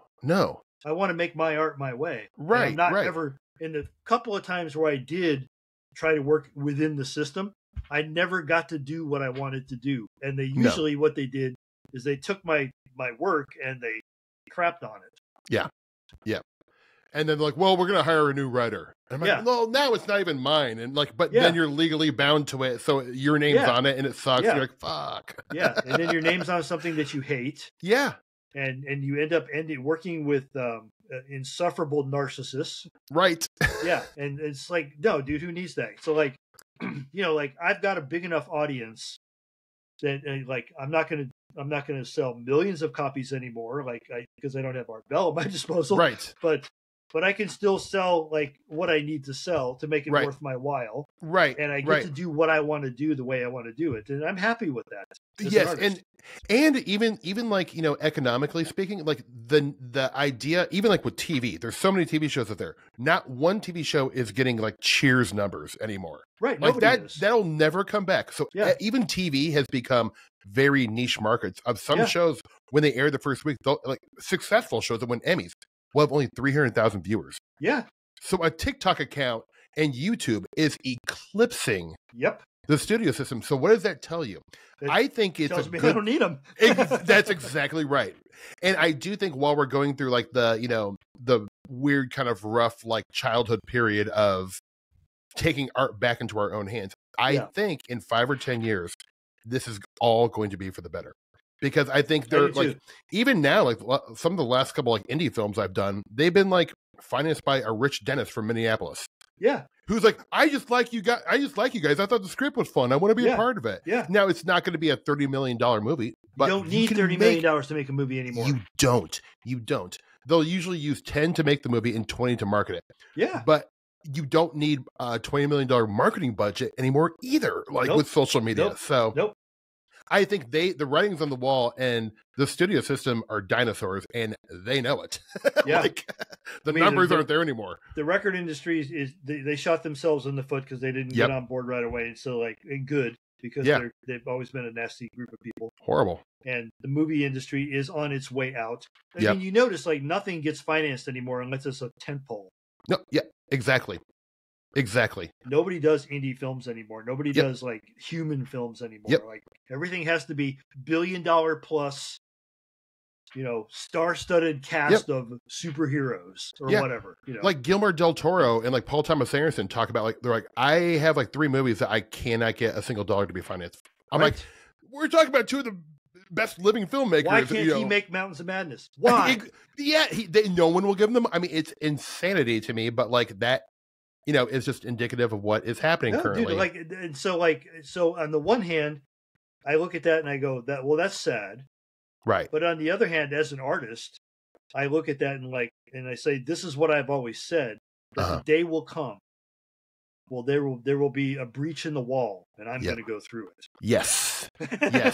Well, and that's why I keep on trying to tell my friends who are all I'm on the young side of Gen X, and a lot of us is we're the last kind of age I'm the group. old side of Gen X. Yeah, right. But and y'all were our heroes, and we role modeled ourselves after you guys, and we've all enjoyed a pretty nice old traditional Hollywood career where it's you can do a commercial and make your pay your rent for a whole year, and sitcoms actually paid money, or if you did a 2 days on a movie, you're whoa man, that's actually real money. Yeah. Those days are gone, and they're never coming back. Yep. But I keep on trying to tell my friends, if you can just hold on tight, tighten the belt, live lean, there is going to be an upside to this kind of rough period. Yeah, I just know there is. I feel we're in what's called an interregnum. Yes, which is it's exactly from one to another, and I've lived through a couple of those, so I'm cool with being patient. Yeah, I'm just stacking up everything and so when next year I'm probably going to try to make Liminal Part 1 as a movie. Great. Because Liminal Part 1, here's a great story. I wrote it as a treatment. And I was in Los Angeles at the time. I went to the Arctic Circle, the North Pole. And then I came back. I was gone up there. I was up there for 8 months. And then I came back and I was a changed man. If you ever spend time up there, it will change you. Right. And I came back and I was a changed man. And I sat down in a fugue state and typed out this treatment. I mean, literally, my friend who was my editor, who ended up not doing any editing, he watched me on Google Docs and he asked me one night, he's like, Are you transcribing that from something you wrote by hand when you were up north? And I'm like, why? He's like, you're not pausing. Yeah. I'm like, because I'm hearing it and I'm trying to take dictation, dude. Right. He's like, right. Okay, leave Joe alone. And so in a matter of 2 weeks, I busted this thing out. And then I shopped it around to people I knew in the industry. And the next thing I know, I'm in lunch meetings with people like Stallone. Who did I end up going to lunch with? Stallone and Stallone. Oh my God. Stallone. Well, Stallone is way into Edgar Allan Poe. Really? Super into Poe, dude. He's got a Poe organization. Yeah. What? He's way into Edgar Allan. We'll talk some other time, but he's a really smart guy. Interesting. He looked at it. He said, "Not my thing, but this is really good." Yeah. A couple of people, and then Harvey. This is right before. This is 2017. This is right before Me Too. Right. And Harvey got onto it and said, "This might be something we want to develop." And then, of course, Me Too happened, and I'm like, thank God he didn't put his name on this. Yeah, it would have really tainted the material. It would have tainted the material. And then I said, you know what? I'm just going to publish it as a book and just leave it like it is. Yeah. It's going to be a book. I'm going to state that it's written in the form of a movie treatment. Right. And people can like it or not. And people loved it. So I'm like, okay, cool. So I'm going to go back, circle around, and make that as a movie one of these days. Right. I talked to when Harvey was about to throw his hat into the ring. I actually started calling up directors I wanted to work with, and I talked to Brandon Cronenberg, his son, and he said, "Oh, I just signed on to something. I'd really be into that." So, that's the kind I'm looking for. It's like I want to do something very indie. Yep. Something like grainy film if I can. Yes. Like got that look, Yeah. And got that feel to it. And I want to do something with it. So I'm going to see if I can develop it myself. Oh, I think you can. I know you can. Yeah. I know enough people from Silicon Valley that I've talked to in the past, and they're like, well, film is not something we do. Like, because, I've made money for a couple of venture capitalists, like 3 startups that I did, like flipped. Yeah. And they're like, well, if you ever come up with another idea, and I went to them with a movie idea, and oh no, not movie. Yeah. But I think now it's like that patina is like rubbing off. Yep. And if you come at them and say this is a streaming play, right? This is like an interactive play, like exactly. It's got more to it than like I don't want to do a cinematic release. Yeah. Or I don't only want to do a cinematic release. Right. I would like to see my movie in a theater. Of course, yeah. Once, Right. Yeah. But like it doesn't have to just be that. It can be interactive. Oh. It can be more than that, I think you're approaching the time where this is going to be a very doable project. I think so too. Yeah. I really That's do. why next year I'm like right now I'm wrapping up a project I'm doing with a record company that's in interdisciplinary multimedia project, and I'm a writer on that project, and then next year I think I'm just going to focus on not taking jobs and just like seeing if I can develop Liminal as a movie, like an independent film. I just want it to be a grainy, gritty independent film. Yeah. Yeah. It doesn't have a lot of special effects. It's basically a story about a guy who loses his mind. Yeah. Maybe. Yeah.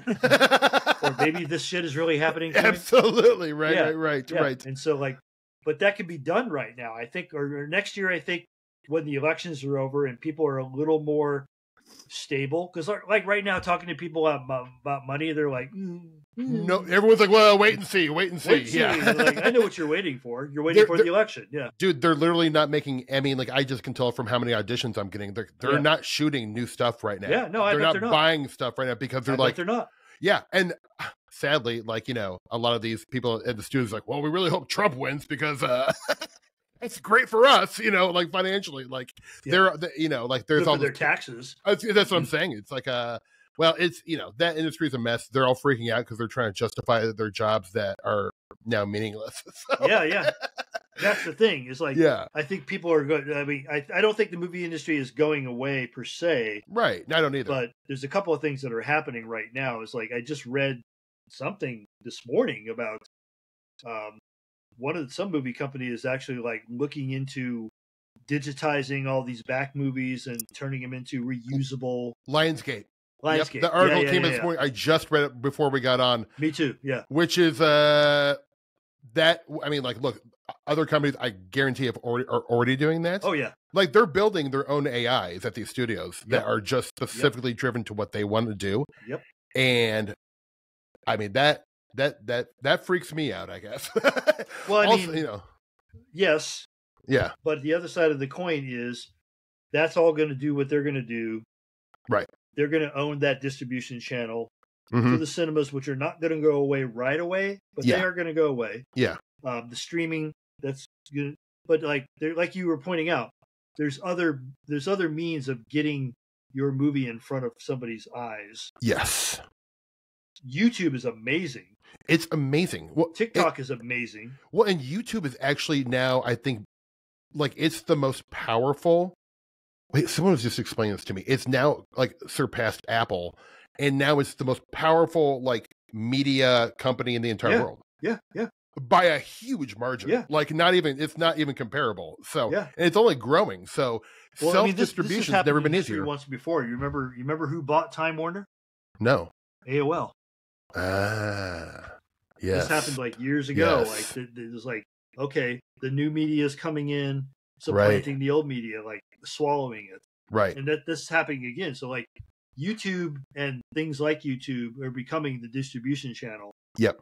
for people like us. Yep, exactly. And theaters and all that kind of stuff. Like if I want to show my movie in a theater, I can rent a theater here locally, and I can like show my movie. Sure. And rent and invite my 200 friends. Yeah. You know, and we can have or go to festivals and stuff. Yeah, and screenings shove there. it at the festivals and all that kind of thing. So like, who needs all that other stuff? I've been saying it for years, but I feel like we're finally at the point where it's reality.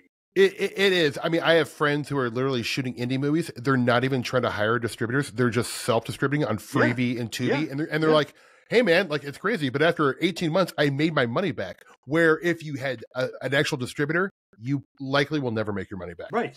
So it's actually if economically you might not better. ever see it.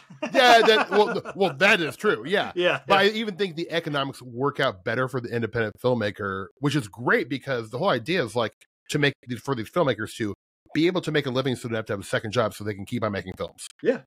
And I think this is a better trajectory for the independent artist, ultimately. Yeah. Like you said, we're in that kind of zone where it's like, it's a little rocky and everyone's freaking out, but I think this is going to be a good thing. I think once we get past this election. Yeah. And I think maybe it has something to do with who's the winner and who's not, but I don't think it has everything to do with that. Yeah. I don't either. Because like you said, like even if the orange idiot wins, like that comes with benefits for some people. They're like, oh, well, Texas, I've got some money to play with. Mm-hmm. So like that's fine.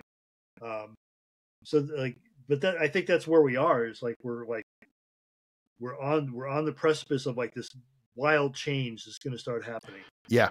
And people like you and I will be able to sneak in through the cracks because I've always been a fucking pirate. Yeah. Like everything I've done, even with Ong's hat, like I went to the authorities and said, this is what I want to do. They said, we don't understand. I'm like, please stamp my passport. I'm going. Right. Yeah. You know? Exactly. I won't make too much noise. Yeah, exactly. Just kidding. And I didn't need them to do anything. Like I ended up doing it all myself. Well, yeah, imagine if you had pitched Ong's hat to like a gaming company. I mean, like it probably could have still been really.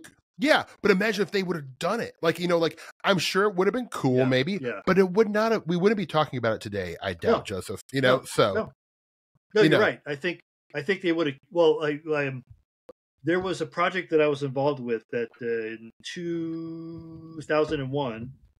It started in 2000 as a beta. EA tried to do an ARG. Oh, okay. And it actually was really cool. They had all these. It didn't have an interface per se. Like you downloaded this thing, and then with it came a chat app, and you put in your phone number and your text messages, like email. Like you put in like these points of contact for yourself. Right. And then this interface built itself. Like you have an email, like you have a text message, and like all this stuff. It was called Majestic. Okay. And so it was doing okay. I was a consultant on it. There was actually going to be an Ong's Hat chapter, which I was happy about. Which that's cool. Happened. And then 9/11 happened. Mm-hmm. And the worst thing was what we were about to launch. Like the chapters that were about to follow was about a group of weird, what you would call them,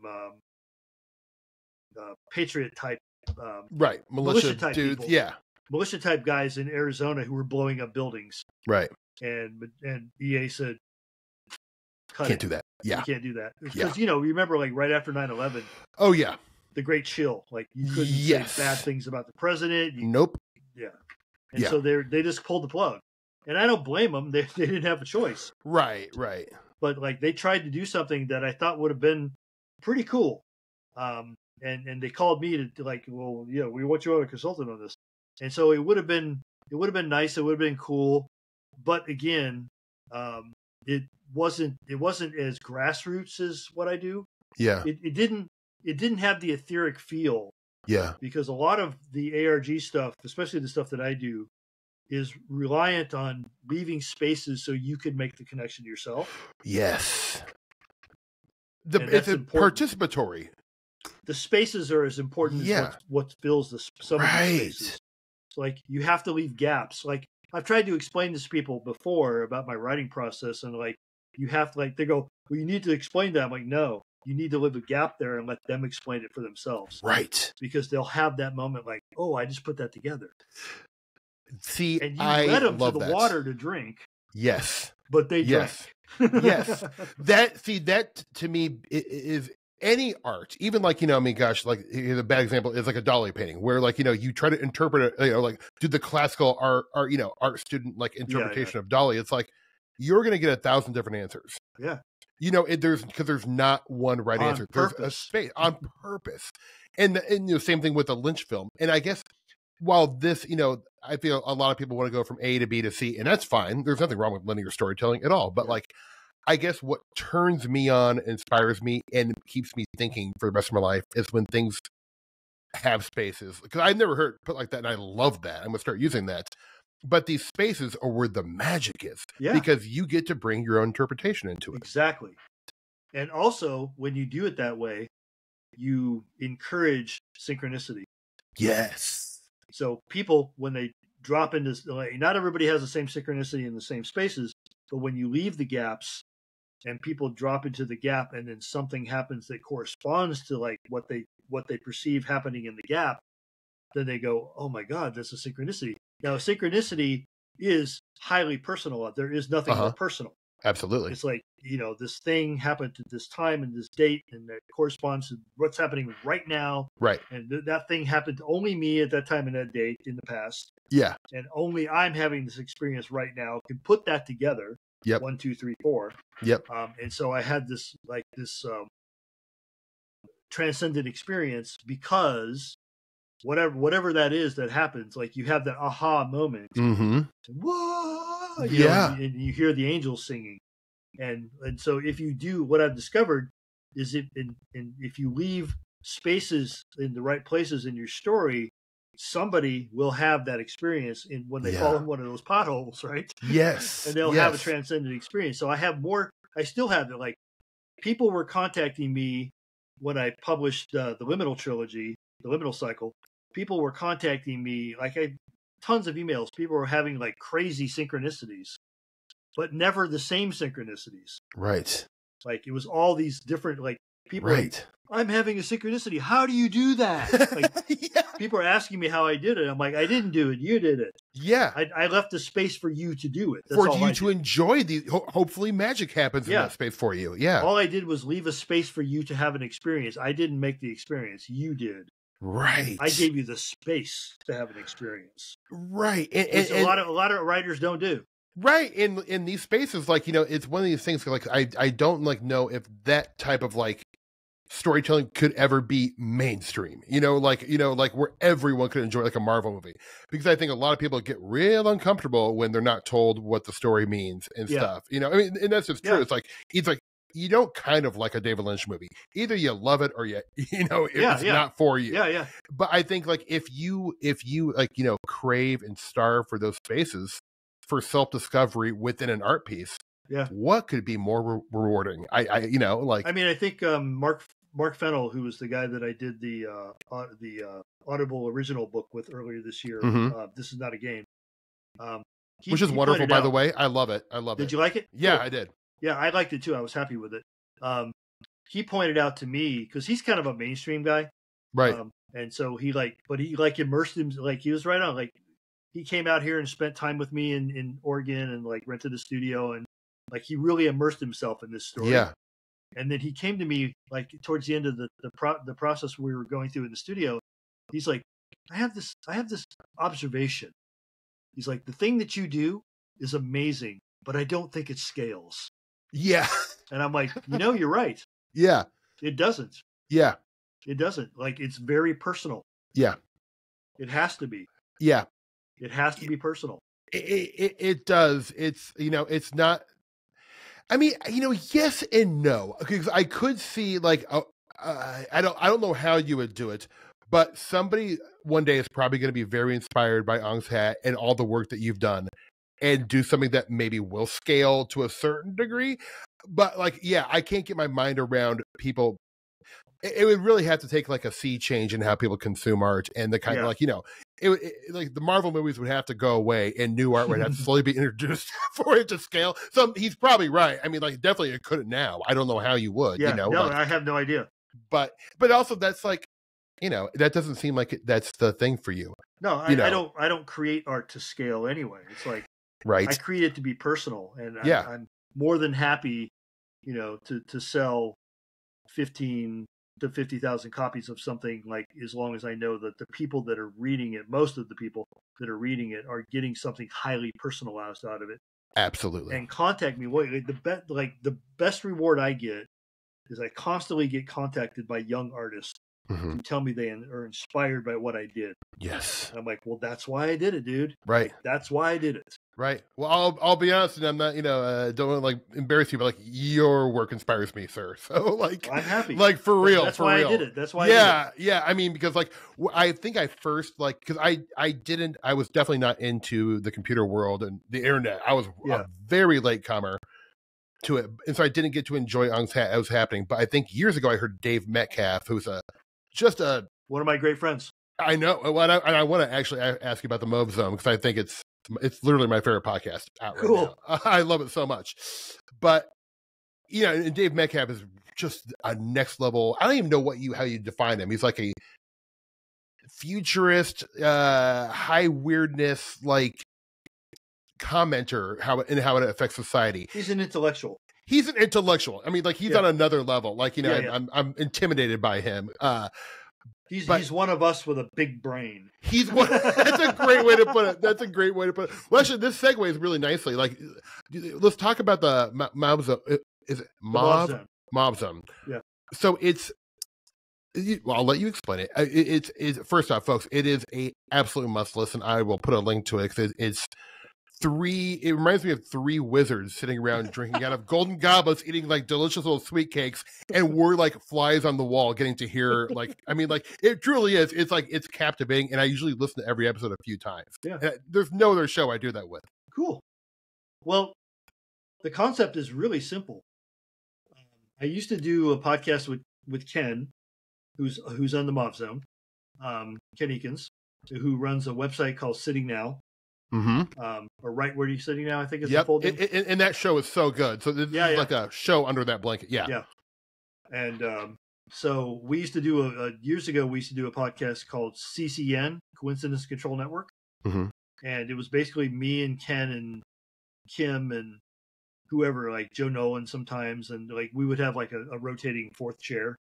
And we just sat around and we would talk about like, you know, politics and like whatever like was on our mind at the time. Sure. And then Ken reached out to me recently, like last year maybe, and said, "You want to do something like CCN?" I'm like, "No, I don't want to do politics anymore. I don't want to do current events. Like what I would like is a show where like me and you and like somebody like Dave like sit down and just talk. Yeah. With no agenda. Yeah. Like we don't know what we're going to talk about before we start. We're going to like, improv. Like right. You know, it feels very improvisational. Yes. Yeah. And Ken was like, so no outline, no notes. I'm like, nothing, dude. Like when we log in, we don't know what we're going to say, and we just go. Like we're all capable of that. We can do that. Yeah, you are.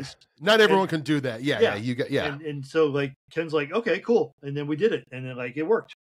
It is so good. But we were doing that anyway. That's the thing. It's like I pointed out to Ken. I'm like, we sit around on Discord and do this anyway. Right. Like just record it. Yeah. Let's share it with people. Well, it's you know, because like y'all are like such deep thinkers in this stuff, and also like have a genuine affection for like high weirdness. I mean, it's not like, you know, it's not like one of these things where like, you know, sometimes I feel like when you've been into this stuff so long, you can be so jaded that you're like, oh God, you know, like I hope that never happens to me. But like, this is actually like Great Bishop and I always like joke around that we were saying like, you must love the UFO. Not for like, you know, like he's like, you have to love the UFO if you're going to talk about it. And like, you guys love the UFO. I use that as like a metaphor. Yeah. But like, you know, you love the stuff you're talking about. And it's like, it's one of these things where I listen to the podcast once to enjoy while I'm gardening, and then I'll listen to it like later at night, and I have a notebook out because there's all these references. I'm like, I don't know what that is, and I must know. And then that leads me down you guys have led me down so many rabbit holes. Good. but it really has broadened my horizon in such a wonderful way. And it is it is definitely like more master's class. I think, like if you don't have a decent handle, like if you haven't read valet books or don't know a little bit about magic and the occult, it may not resonate as hard. But like if you're into this stuff and you've been into it for a while and like you've read the right books, this show is going to like be just it's wonderful, and I'm so happy it's out there. Cool. I hope you guys like it. I hope you do it forever, because you were definitely like our target audience. Oh, good. We want to have a conversation where we don't have to explain everything. Yes. And we know that the person listening will, if they don't know, they will find out. Yeah. And that's okay. It's like, like when I'm listening to that, an episode of that show, it's like, I don't know everything you're talking about, but I respect and like am so deeply invested in the conversation. Like, I'm going to find out though. Yeah. And I love to learn new things. That's like part of the experience of like, you guys just talked about things that like, I know everything that they're talking about. It's like, I still like it, but it's an extra bonus because I'm like, oh, this is like kind of like a seminar. I'm like allowed to like creep in on, like it's very fun. I'm so happy you're all doing it. Well, the three of us talk anyway. And so like I said, we really what you're sitting in on is a continuation of an ongoing conversation. Right. So like when we plug in, like we go to Riverfront or whatever we use, we go there and like we log in and we're like, okay, it's all I was saying last week. And then we would like just keep going, like we talk about what we were talking about. And we assume, like I said, that like most people either know what we're talking about or have enough of an interest and background that they would have an inkling of what we're talking about and can pick it up quickly. Right. Like, so we don't have to do this explanation thing. Yes. And that's why I told Ken, I'm like, I don't want to do something where we're scripted. I don't want to do a thing like, because I've done so many interviews over the years. Yeah. That I've become sick of doing interviews with people, first of all, that are reading questions off of a list. I hate that. Right. Or that obviously don't know the material they're asking me about. That makes me crazy. Right. Because that was the thing, like a good example, like when George Norrie took over from Art Bell, I gave him about a month or two. Right. And I'm like, this guy doesn't know what he's talking about. It's not at all. Like he not even like a little bit the material. No. Like he has no clue. Like it's shocking. Yeah. He just like the guy's on the phone line. He's like, "Who is this? Okay, what does he do? Okay." Yeah. And he hits the phone and starts talking. Yeah. And I'm like, no, because like Art. I mean, a couple of times I've like Art would say, "Well, I don't know anything about that," but he would say that. Yes. But most of the time, I'm thinking like, when do you have time to live, Art Bell? Because you read every one of these books, obviously. Right. And that was the thing. Like he had there. I'm big into when you can tell people are passionate. Yeah, and he had a passion. The passion was dripping out of the microphone. George Norris, it's just devoid of passion. This sounds like a 9-to-5 job he's taking. He's reading from a script. He's reading from a script, and he doesn't seem to care, and he just jumps on like the most mainstream, like I mean, we could go on and on, but like he doesn't know what he's talking about. And he doesn't know what he's talking about. So like it's upsetting. So like that drove me crazy.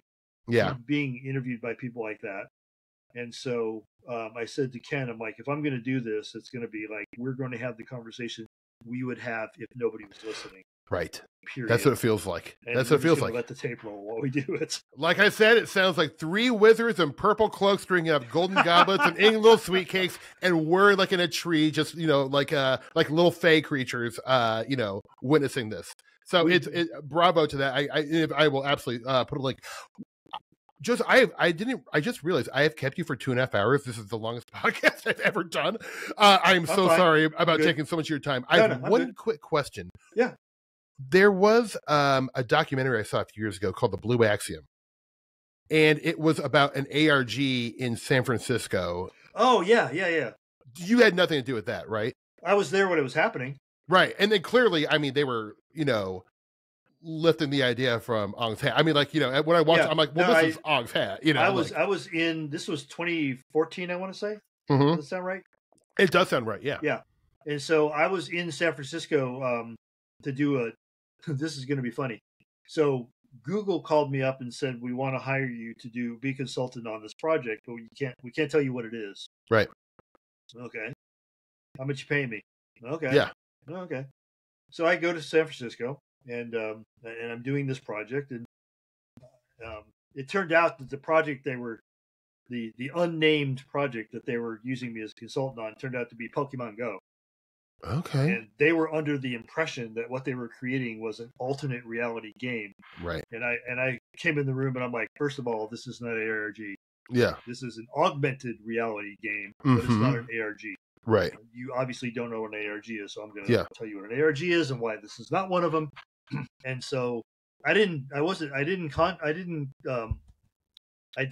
consult for that long, but because of the nature of the contract, they paid me for the full contract.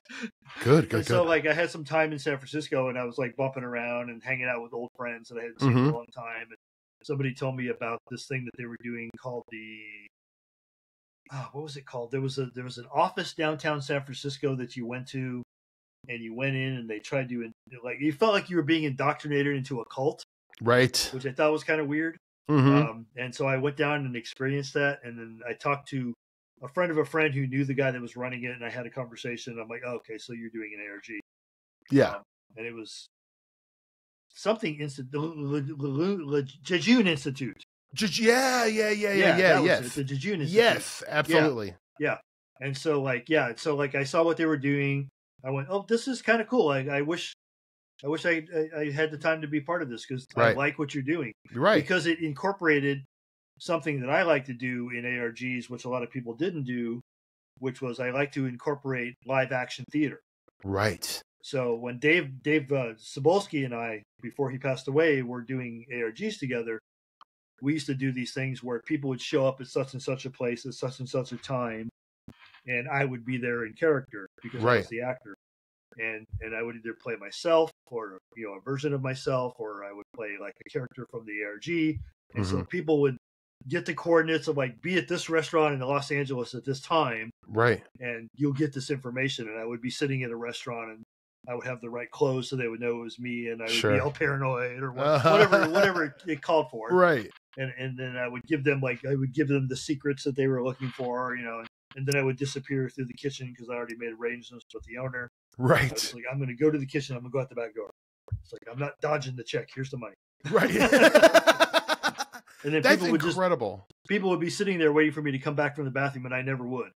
Right. I would just vanish. Oh. And I'd worked it out with the bartender. I worked out a thing with the bartenders, like where like you would ask for a certain drink, and then the bartender would know like, oh, he's there. Then they would send you over to my table. Like just weird. I love doing stuff like that because I'm a theater guy. Yeah. And so I loved what Jejune was doing as far as that was concerned. What I found out later was they tried to follow it up with some kind of pay to play scenario, and that fell flat. Right. Like people did not like that at all. Yeah. When money comes in, things always get that created a rebellion. Yeah. Like people wanted to know who was getting the money. People wanted to know why they had to pay to play. Yeah, it's all that kind of stuff like that. But like the original concept of what they did, it was a live theater piece. It was played out all over the city of San Francisco. I thought it was brilliant. I like that kind of stuff, and that's like for me, you can't go wrong if you do that. Right.